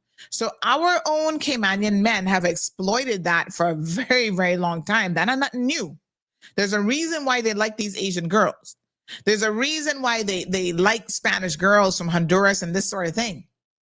Because those poor people will do a lot that their good traditional Caymanian women and wives are not going to do. I'm telling y'all, and I'm not 30 yet, but y'all know what I'm saying. These are the cold hard facts now. Okay? So some people will let you tap every bunker hole, every hole, don't make no difference. Hole, ear hole, mouth hole, every hole. A lot of Caymanian women like, no, honey, child. You only get access to one, maybe two, not 3, 4, 5, 6, 7, 8. These girls don't care because where they come from, they do what they have to do in order to survive and to make money. So they will sell themselves, whether it's on Pornhub or at the local bar. So yes, prostitution is real in Cayman Brac. Now, I don't know about houses setting up per se, but prostitution has always been around the place, and it is real. The Brac is no exception. Most women are prostituting themselves for money. Like somebody said yesterday, you can't be working at the local bar. What name some of the bars in Cayman Brac, because they're all the same, right? Making $5 an hour and expect that your rent, which is $900, somebody say, oh, it's not 930 yet. Gosh. Let me see.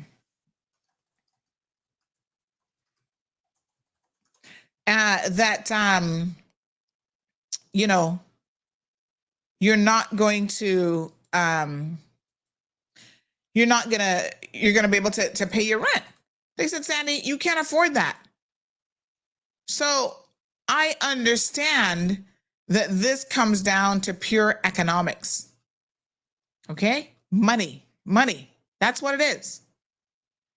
And yes, they come from an environment culturally where if they had to sell themselves, that's okay. Some of them are only marrying you Caymanians for a better way of life. They don't really like you that much. I mean, I guess they can learn to like you. They can learn to tolerate you. They can learn to put up with you.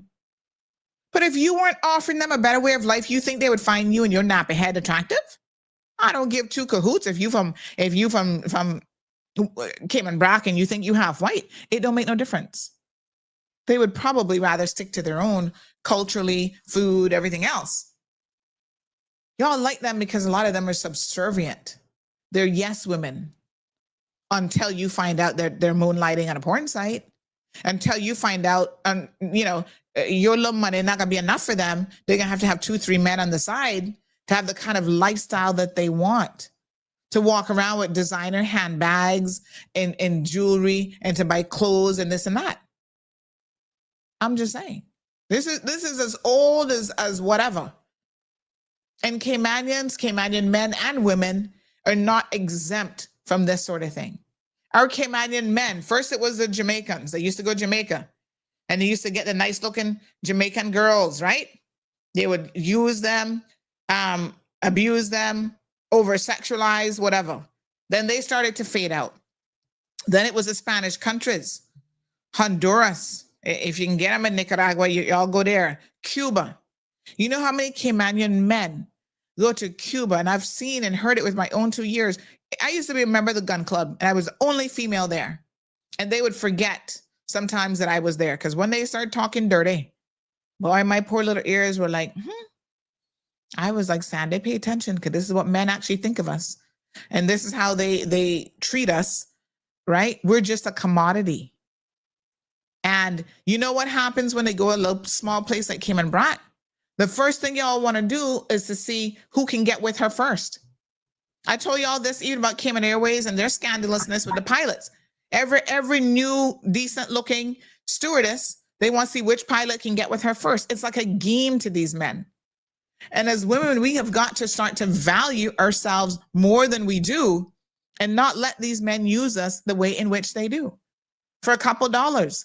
And then you know what? A lot of those men are married and they're taking that money away from their wives and their children and their families in order to support some side piece who got 5 other pieces on the side. Good morning, caller. Good morning, Sandra. How are you? What a hot mess. I'm good. How are you? I'm okay. I was listening to the topic. And, I had a couple of thoughts that I wanted to share with you and share with people who are listening. I think the bigger issue here isn't just this one case. I think it's how pornography itself is shaping our young people. Exactly. Categories like, I don't know the details of the case. I don't want to. Yeah. I don't want to. We can discuss the broader issues, yeah. But, the fact that this quote unquote teacher porn exists on these children's phones, right? Categories like that exist because the purpose of porn is to excite, right? And a lot of porn thrives on taboo fantasies, and over time viewers get desensitized, and then you start being pushed towards more risky and even dangerous and illegal material, right? For me, that's worrying when children are exposed so young. They start seeing teachers or authority figures through a sexualized lens, and they start to learn warped ideas about sex and consent, right? Yeah, they're too young. Their minds can't process all this.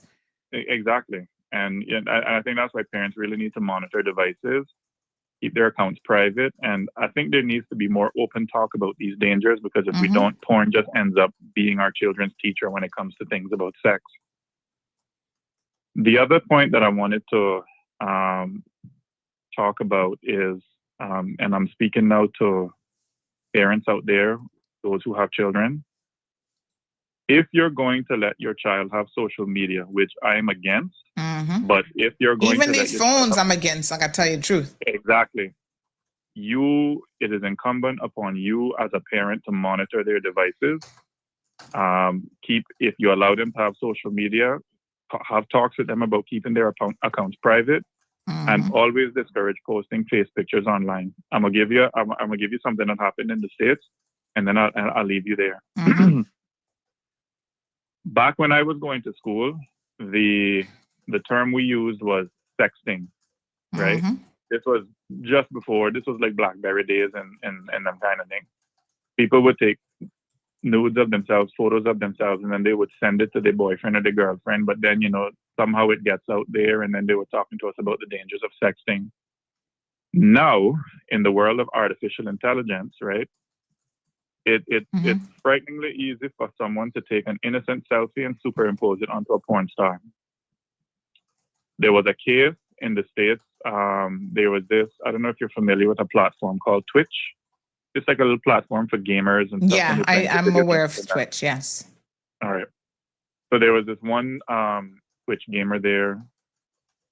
I mean, good-looking girl. And somehow, some way, they took images of her and superimposed it onto a porn star in the act. And was broadcast. So it all looked like her. And the girl was mortified. She was devastated. Right? So I would say to parents, I would say to everybody really, just be mindful of putting your face pics on your profiles and making those profiles public, because any bad actor can go in and they can take your child's picture, they can take your picture, they can superimpose it using AI onto these things and then pass it around as you. So we can't just protect our children physically anymore. We have to protect them digitally too. Thank you so much. All right. Have a good day. I appreciate it. Thank you too. Yeah, I mean, these are serious concerns. I mean, listen, technology being what it is, there's lots of ways to fake stuff, but that's a separate conversation. And I think parents need to be very, very, very mindful.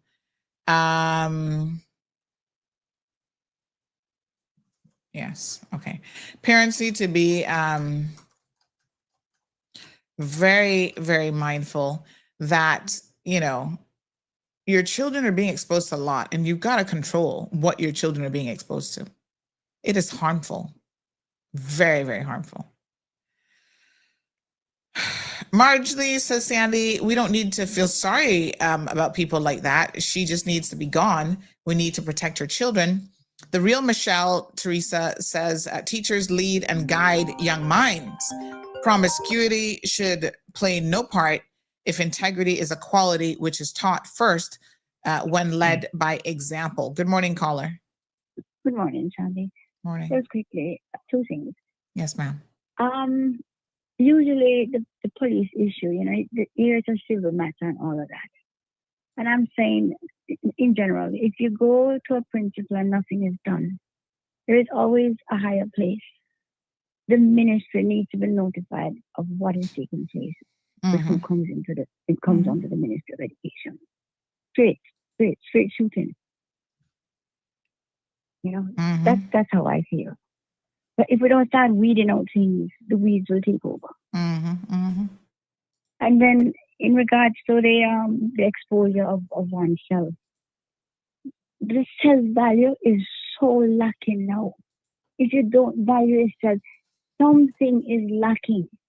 And you try to find something to fill that void. And it's only the value of yourself which comes from your maker. Women are not mattresses on two legs. You have to have more purpose for your life. But I really believe we really have to step into that place to protect the younger generation. Yes, we have to. We don't really need to go to police. Go to the top. Yep. Let the weeding out take place right away. So that's all. Thank you. Thank you so much, ma'am. I appreciate it. 936-2626. Our phone lines are open. Neela says most Caymanians don't have this colorful past, yet nobody wants to hire us. They'd rather hire people like these for certain positions. What a hot mess. Siobhan says, I'm not swearing for anybody. And yep, people will wear different masks in public, but at some point their mask will start to crack. Absolutely, because you cannot pretend to be something you're not forever. This is the one intrinsic truth that I know for a fact without a doubt. You will be revealed, right? I say this about politicians all the time. They sound good and they fool the people, but you can't fool all the people all the time. Eventually, who you are becomes apparent to people, right?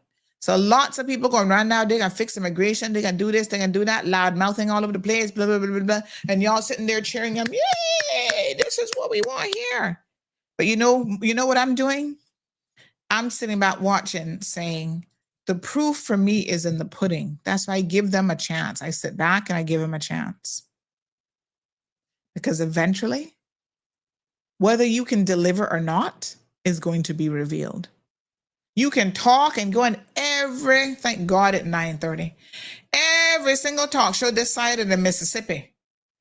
But if you can't deliver, then you just like a lot of other people, full of talk. Talk can be very easy. Delivering, doing deep dive into legislation, finding balance that works for Caymanians. Because Caymanians are business owners. Caymanians are mothers and fathers and husbands and wives. We have different needs. I have people calling me just this last week from Cayman Brac. Well, they live here, but they can't get a work permit in Cayman Brac.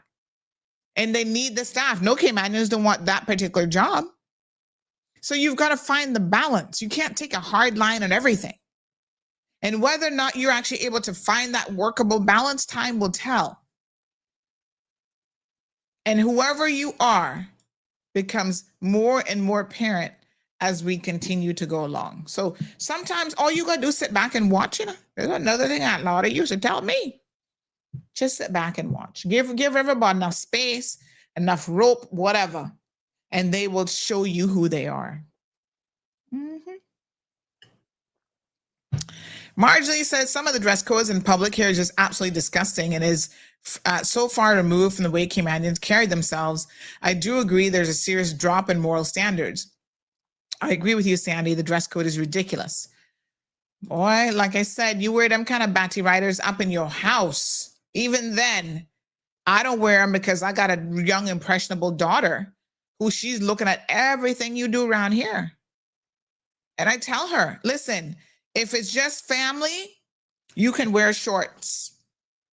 When other people start to come over, them shorts better come down to the knee. And it better be skorks. And if you wear a dress or a skirt, you put some tights underneath it. You have to start teaching your children some of these things before they're out there as adults and they think that they can walk out in public looking like that and that is okay. I would be ashamed to wear something like that in a public space. I literally couldn't do it. I'm the type of person, I leave house without a watch on. I have to turn back because I feel naked without a watch. There's certain types of clothing that, to me, those shorts, that's what you sleep in at night. That's your sleeping shorts. I'm not wearing them nowhere else except when I'm about to get in bed. But everything has gone to the dogs. Dress code gone to the dogs. Morality gone to the dogs. Everything. Y'all don't care about nothing no more. I mean, is it too much to ask for people to move with a little bit of decency? So this person on Instagram says, everybody loves to shame people, sin because it doesn't sit well with them. They're still sinning too, but their sin are okay. Listen, everybody's a sinner. Let's not confuse the messaging here. Everybody's a sinner. I don't profess to be anybody's moral compass. I don't profess to be a Christian. You guys know me. I'll pop off and say my little curse words. I don't drink. Yes, I'm obviously a sexually active person because I have a husband. When I didn't have a husband, I was sexually active, but I wasn't a sexually active 12-year-old or 15-year-old. I wasn't sitting down at the age of 12, 13, 14, 15, 16, 17, 18, looking at porn or engaging in sex. I was well an adult. Okay? Y'all just, it's like all or nothing. There's zero restraint. So yes, everybody sins, but that does not mean that you just throw it all out there like you don't give a shit. Like, oh, well, the Bible says all sin's the same. So who cares if you're a pedophile? Who cares if you're into porn? Who cares if you do? You got to rein it in. You have got to rein it in. It's too much. What I will say about Cayman Brack, they say a lot worse is happening. Well, we just had a male teacher charged with child pornography, and I had somebody trying to defend him. Oh, it's just one picture or one video, whatever the hell it's supposed to be. And, he had it on his phone from a long, long time ago, and he was using it to teach somebody something or not, some blood clot excuse the person sent me. And I'm just like, huh? So knowing that he's a school teacher and around children swimming and whatever, you wouldn't take that off your phone? You can let that stay on your phone, child porn, for all these years, supposedly.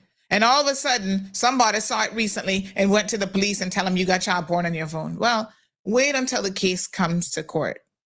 Because I don't know. I haven't read the file on this one. I don't have all the facts. That's why I have been reserved in making any comments. But I know that excuse doesn't sit well with me. But you see, we defend who we like. We defend people because, oh, they're a nice person. You can be a nice person and be a porn queen, and still I'm going to have a problem with that. Okay? Cayman Brack has a sordid past that y'all simply do not want to admit. Too many of you don't want to admit the number of children that are routinely and regularly abused sexually in Cayman Brack. And it is absolutely disgusting. It's unlawful. Somebody say, good morning, Auntie 929, busted up now. It is disgusting. It is, I don't want to get in, immoral. Yes, there's an element of it as well. It's illegal. And you guys have got to stop this shit. Not for nothing. But I am sick and tired of having to talk about this.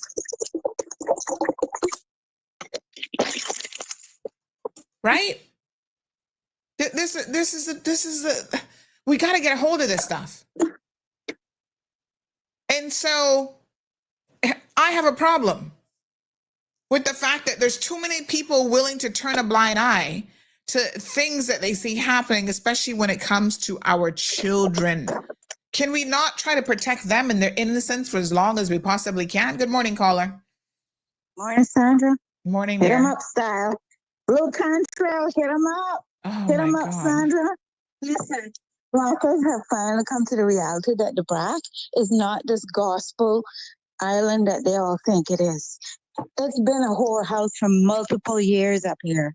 I mean, for years it was talk that all the bartenders in the bars were having after bar soirees with husbands and whatever up here. And I'm not telling the women in Grand Cayman reaching out. Oh, same thing happening here. Come in Brack for the weekend on a beer on that plane. Or if he don't want you to come with him, you come and you disguise yourself and you'll see what go down up here. Because I see a lot of it. Trust me, plenty of women in Grand Cayman would own everything they have today in that divorce if I was to expose them. This is not where you come and do your dirt. This is not where you come and practice any nastiness. But We're they not going to does take it, like I said, they're going to Honduras, Saiba, Rotan, Cuba they're too. going Cuba, yes. They kind of DR. curtail Cuba now that they might lose their Estes and can't get a visa.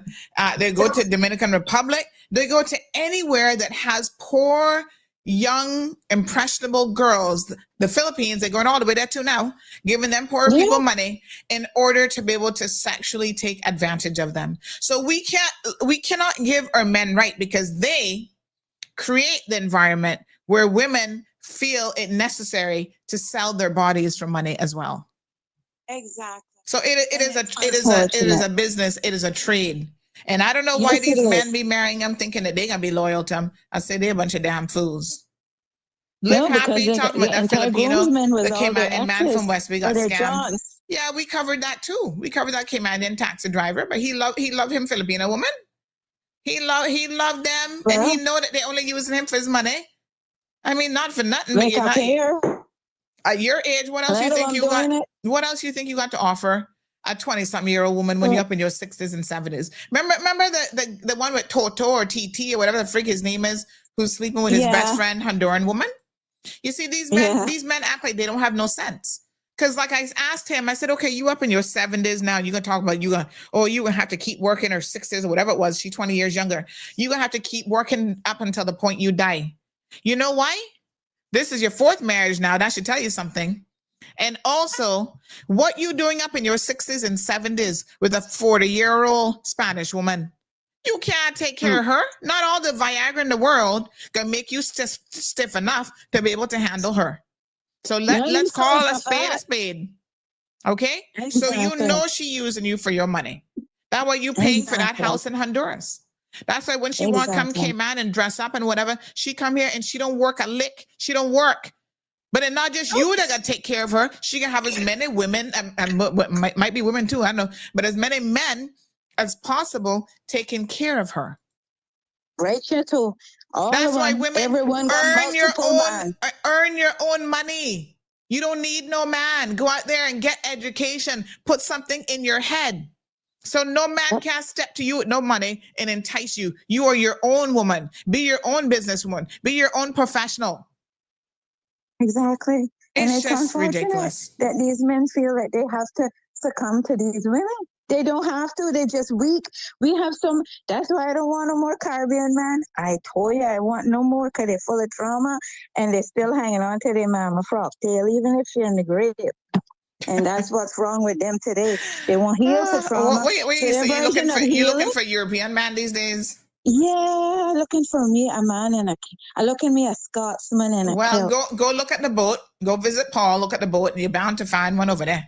And you know they love a little Caribbean flavor, so you'll be good. Yes. Anyway, all right. But Thank you, my dear. Thanks for bringing this up. They need to make this known, and you know, like you said about the coach. His excuse. Oh my God! You had that phone all that long time, and you didn't change that. That tells me that you didn't want to change it. Exactly. You had already created that mindset for yourself. That's you were keeping it while you sipping your red straight. You were jerking off watching them. Yeah. No, come on now. That's unbelievable. Yeah. Thank you so much, Carrie. You're welcome. And says Sandra, your Aunt Lotta reminds me of my mama. I love it when you speak of her. Yeah, she was no nonsense. Let me tell you something. Heaven's Oil says it's not the dress code, it's the lack of one. Disgusting. Lemon Drop says wolves in sheep's clothing. Morning Lavana says traveling, gone to the dogs too. I was always so disgusted when at the airports you can count on one hand how many people actually dress nowadays, who doesn't have pajamas and slippers, have a regular yard clothes. It's like no one takes pride in the way that they look and carry themselves. I'm not saying you have to put on a 3-piece suit, but just dress properly. Child, they don't even want to cover up. Good morning, Lynn.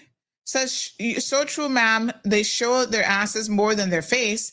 They keep their face covered with makeup. What a mess. Miss Brenda says, Lavana, I've been saying it for a long time that a traveling dress code should be implemented. Listen to me. No, sir. Neela says, now they're going to Panama. Oh, that's a new hot spot. Lord Jesus, I can't keep up. Plain and Straight says the men are doing it all right here. They don't need to travel anymore. That's true because we're importing cheap labor. We're importing, these poor girls, and that's what they're here for. Absolutely. That's why if you got a man that loves to live up in bars, if I were you, I would be checking the why. They're doing it right here. I've heard the countless stories, all these bars, Vicks, Everglow, this one, that one. The girls go in the bathroom, $200 for a blowjob. Remember John? He was going to Cotton Club, talking about he hooking up with some girl and offered her $500 for a blowjob. I don't know what kind of golden blowjob costs $500. It's like y'all so foolish with your money. That $500, sir, you got 5 children. That $500 should be going to one of your children if you got money to waste. And putting it on your children is not a waste. Invest in your children. Make sure that they're good. Pay your staff at your company instead of paying these 2-bit hookers on the streets. But yeah, they go into these bars. These girls will go in the bathroom. And in fact, some of these bar owners, let's get now to the real cold hard truth. Some of these bar owners are basically pimps because they arrange it and they set it all up and they get a cut of what the girls are actually making. Can you believe it? It's bad enough they bring them here and making nothing, peanuts. And then they turn around when they're getting a little something on the side from their sexcapades, they still want a cut of it. These guys, these business owners, these bars, listen. And I'm telling you, from the highest straight down is engaged in this kind of behavior. We'd have premiers of this country going out to these establishments, and that's why they hang out in these bars all the time. And they got wives and children at home that they leaving. You know how many stories of, that premier got a Filipino pregnant and had to send her back home to have the baby and this and that. Y'all don't have no shame. Caymanian man, y'all got to do better. Y'all really scandalous out in these streets. And women too, I guess. Queen's daughter said, I used to think the police were just doing their job until I reported someone who came to my house and attacked my helper and child. They turned it on me. Never again. Police here is a joke. So this is what I'm telling you. A lot of people not fooling with the police. You think people are going to go report certain things to the police? They'd rather bring it to me first. Because they're like, well, at least they're going to expose it. And then once you expose it, police going to look bad. Then they're going to do something about it. Shaq says, man, all I'm doing is reporting to the police. Anything else, I'll leave it to the lawyers because police are useless. It's a general sentiment. And I think, the police really need to work on their reputation. I'm just saying. This person says, good morning, Miss Sandra. Some of the Filipinos want to get away from their country so bad, they agree to work for little or nothing. And not just them, not to single them out. Anyone who's coming from poor, dire straits. Some of them North American too. Some are coming from Canada. Some are coming from the UK. Some are coming from America. And their lives is so pitiful there and so poor that, yes, when they come here, the possibilities, I guess, represent themselves as being, this is a land of milk and honey. And they will do anything to come here because they know once they're here, then they're like, okay, I got a foot in the door. That's why you see some of them come here with proper degrees in education and legit. They will be working as a domestic helper. They will take a job in a bar. But you know what? A lot of them like, Miss Sandy, this is just a stepping stone for me. And I'm not staying in that job. I'll work there a year or two, pay my dues, pay my tithes, whatever. And then I got either got latch on to one Caymanian to help pull me up. And he got support the whole family back in the Philippines, back in Honduras, back in the UK, wherever the hell you're coming from. Because not just the Filipinos. Yeah. And then I'm going to elevate myself. And next thing you know, they're running IT at Tortuga. That's a real story. She came here working at a little mom and pop shop, making minimum wage. And next thing you know, she's like, oh, by the way, I have an IT degree. And she'd been scanning the paper, just waiting for an opportunity. Found a Caymanian to get married to, so immigration status good. And when she found that opportunity over at Tortuga IT, boom, she was there. Now, listen, I'm not knocking nobody hustle. that come from poor beginnings, because I came from poor beginnings too. You understand? And the key is to get your education so that you can move into positions and you can position yourself to do better for yourself. What I have personally refused to do is to have to rely on any man so I can eat at night. I'm not doing that. Right? That's why I'm investing in myself. I'm not investing in no man. I'm investing in myself. So the anybody who want to come talk to me, they better be bringing something to the table of value that I can't do for myself. Right? But there's a difference in having to rely on them for every little morsel that you're putting in your mouth. And that's why some of them are abusive towards these women. Some of them are horrible. They get the little straight hair gal. You know, you think they'd be nice and whatever, they treat them like shit. They beat them. They're not got no respect for them. They cheat on them too. All kind of foolishness. Anyway, this person says, I know of one who do caregivers work in the BRAC, and she allowed the old man to rub down her hands and feel on her. Lord Jesus Christ. Oh God, not even the old people safe. What a mess. Definitely not the seamen, I can tell you that. They taking them like...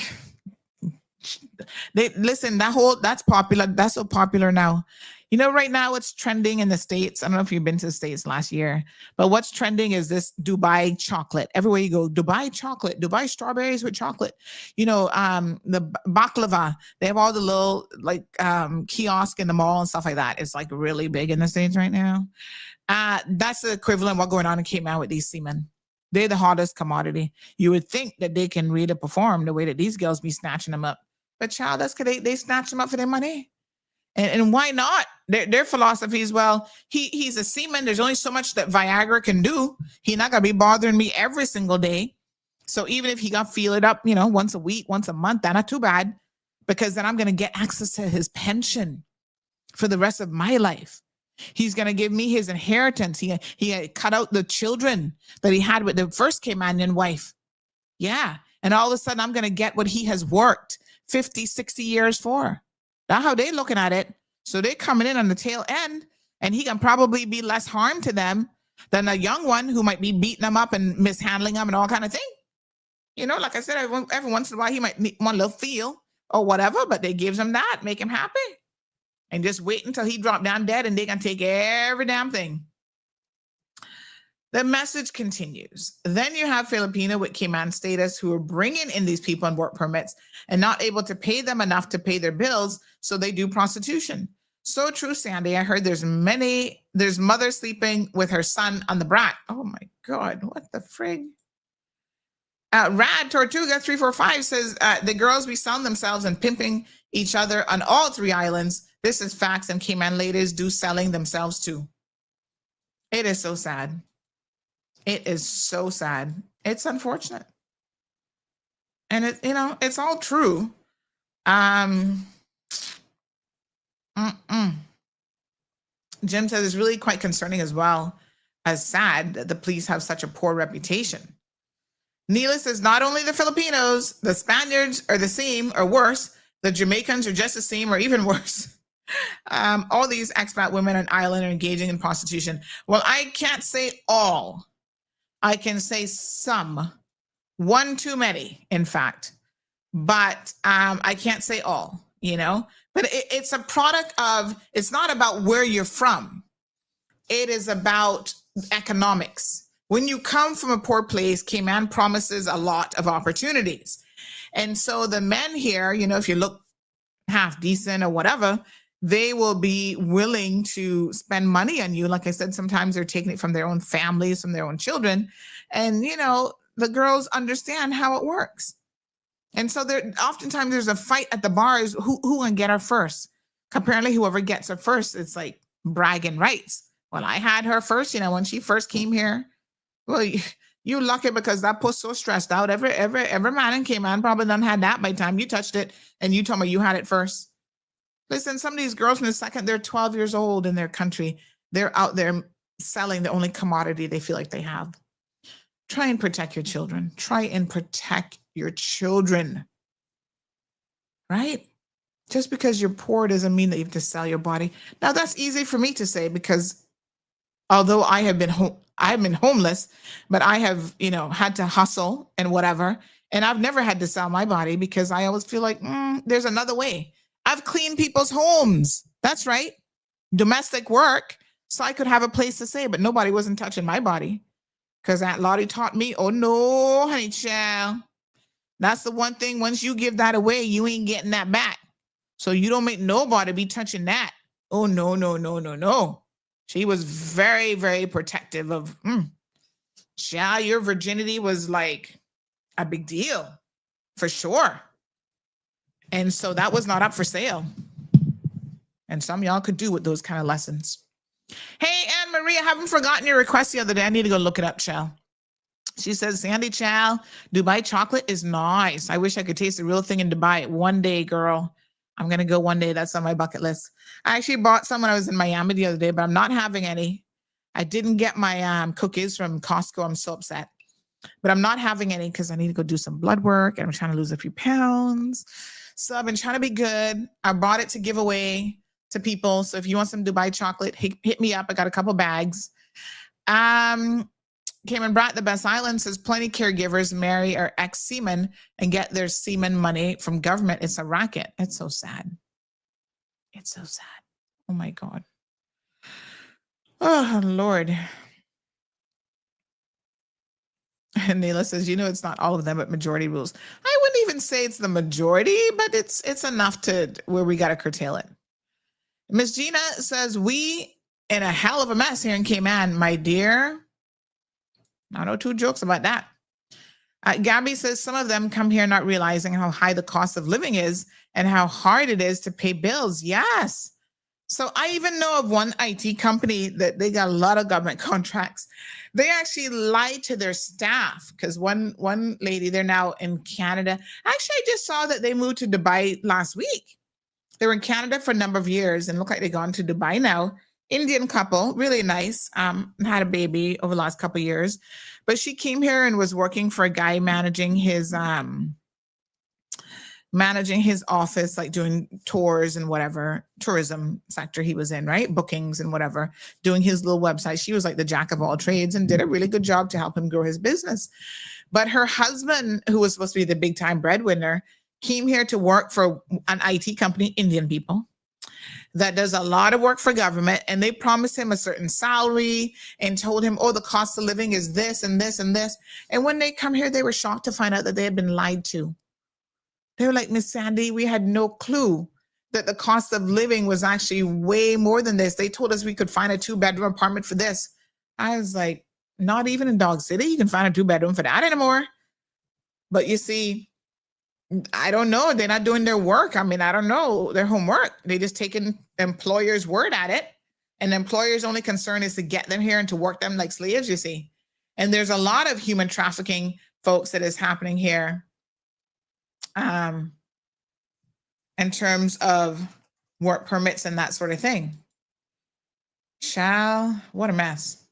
This person says, morning, Sandy. That's why government needs to change the laws for seamen's pension. Where the new younger wife doesn't benefit.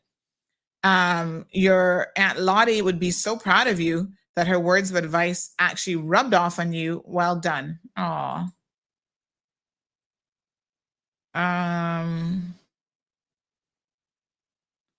Let me see. Good morning. You file a police report to have it on record. So once you have to take matters into your own hands, you have a defense as it was documented. Please send my chocolates next door. Thanks. Vic's Bar, this person says about 50 bartenders up in there.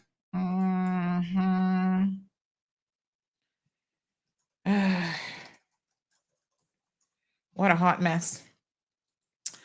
Send the pictures and videos now. Y'all not easy. She need to go back. She need to go look for a mad doctor about Scottish man. You're so crazy. Don't share my name, please. That there's a preacher, a retired preacher, that messes with young boys and has been for years. My friend's son was a victim in Cayman Brac. I think I know which one you're talking about. Tell me his name, because I bet you it's the same one that I've heard for years. And somehow They can't seem to get him. I mean, it is unbelievable. He is like a huge pedophile in Cayman Brac, and everybody know it. And not a well-kept secret. How he gets to be around children, have access to children, still a pastor, only God knows. Y'all churches need to learn to have zero tolerance to this kind of nonsense. I would have chopped his penis off a long time ago if he had even looked hard at my daughter, but y'all ain't got the balls to do what y'all need to do. You expose your children to too much foolishness and then wonder why they get abused. Sure. Miss Brenda says it's golden. I know, because once you give it away, you can't get it back. You only got it once and that's it. But some of y'all know, sir. Lavana says, I was told that they did change it. Siemens' wife must now be 60 to collect their benefits. I was told this last year when my dad passed away. I'll have to double check. I mean, no, she might have to be 60, but you don't think them Filipinos going to sit down and wait until they turn 60? By then, they might have 4 Caymanian seamen under their belt, and they'll get 4 times whatever pensions when they're 60. That a point. That a pint, yo. What a pint. Neela says Everglow is definitely soliciting the women because they have to wear outfits that they pay for out of pocket to work. And if they don't buy and wear those naked outfits, they're not allowed to work. You see what I'm telling y'all? What do you think they're selling? They're selling sex, but it's not just Everglow. And it's not just Vicks. All of them doing it. They encourages the girls to come wearing little to nothing to work.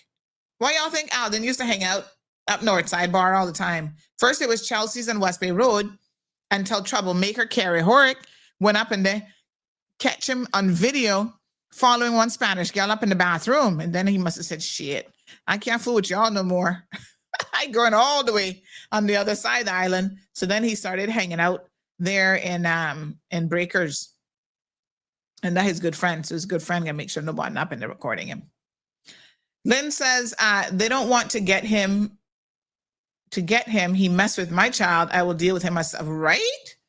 Trust and believe. Anyway, I'll check into the law because I can't remember exactly what changes. All right, I gotta go do some blood work, fasting, so I gotta go.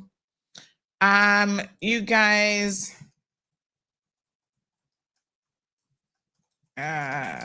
Central Town. All right, you guys have a wonderful day. I will see you guys tomorrow. So this week, I actually realized that we don't leave until late on Friday, the flight. So I think that I will do a Friday show since I'm off then until we come back like the 1st or 2nd. So yes, off on my holiday, honey child. Wanna be porn queens, don't do it if you're a teacher. It's not a good look. So the show will be back. Let me see what day that is now. Friday. I can come back on the 1st, which is a Wednesday, but I can take the rest of that week off, y'all. I need to recover from a trip. So we'll be back on the 6th of October. Okay. So mark your calendars, honey. Auntie going on vacation. All right. All I can tell you, young people, don't be out there. Ooh, yikes. The Amazon truck scraped that one Tesla. Oh, shit. Oh, my God. I'll post this up. This video is next level. Crazy. Ooh, Amazon got to pay for that Tesla. Woo. That got to be a write-off. Damn. Yeah, so just don't put your pictures out there. Don't send them to nobody. Nobody can't have no revenge porn on you if you're not sending them pictures, if you're not putting out pictures yourself. I mean, this girl had like dildo sessions and all kinds of stuff. It's too much. It's too much. Jinky, I can never look at you the same. You know, I could never look at you the same again after seeing your pum pum like that. Jesus Christ. No, sir. Y'all gotta do better, man. There's certain things that I just don't want to see ever. You know, and y'all men, this is the best advice I can give you young girls. When a guy says to you, oh, send me a picture, you know what you say? If you want to see it that badly, come in person. That way y'all need to tell them, come in person. You can see it, you can touch it, you can sniff it, you can slap it, you can do whatever. But y'all need to do better. Like, legitimately, you cannot be sending these pictures around and think it's not going to come back and bite you in the rear end. Oh, my God. All right, I'm out of here. I can't tell you all that enough, and y'all just don't want to listen. Miss Brenda says, as long as they don't damage my Volvo, right? Yes, honey child, this is a real vacation now. I take like mini vacations. Well, in the summer, we do a week with Gianna for her birthday celebrations, but this is a couple's vacation. And no, we will not be taking any naked pictures, no naked videos, none of that. It would just have to be left to the imagination what my good husband and I will be doing all over Europe. We're going to be hugging each other and enjoying our best lives, but that is none of your business, because certain things should stay behind closed doors. Be a prude when it comes to your sex life. Seriously, we don't need to know. Okay? All right. In the words of Aunt Lottie, don't put it out there and you won't have nobody talking about it. Anyway, honey child, what you say? Cameron said, must have frequent flyer miles to take me to Mars. Not quite. All right, beautiful people, have a wonderful afternoon. Oh, child, I gotta tell y'all later. I don't normally tell y'all where I'm going until I come back. I'll tell you privately, but I'll tell you later. I'll tell y'all when I come back from my trip, and we'll do the vacation recap and everything. All right, honey child, y'all have a beautiful day. Bye-bye. Thank you for tuning in to another episode of The Cold Hard Truth on Bobo 89.1 FM. Cayman's #1 talk show is live weekdays from 7:30 a.m. Never miss an episode again. Watch anytime on CMR's Facebook and YouTube channels for the latest show episodes. Don't forget to follow us online on our social media channels. And visit CaymanMarlRoad.com for all the latest news and community happenings.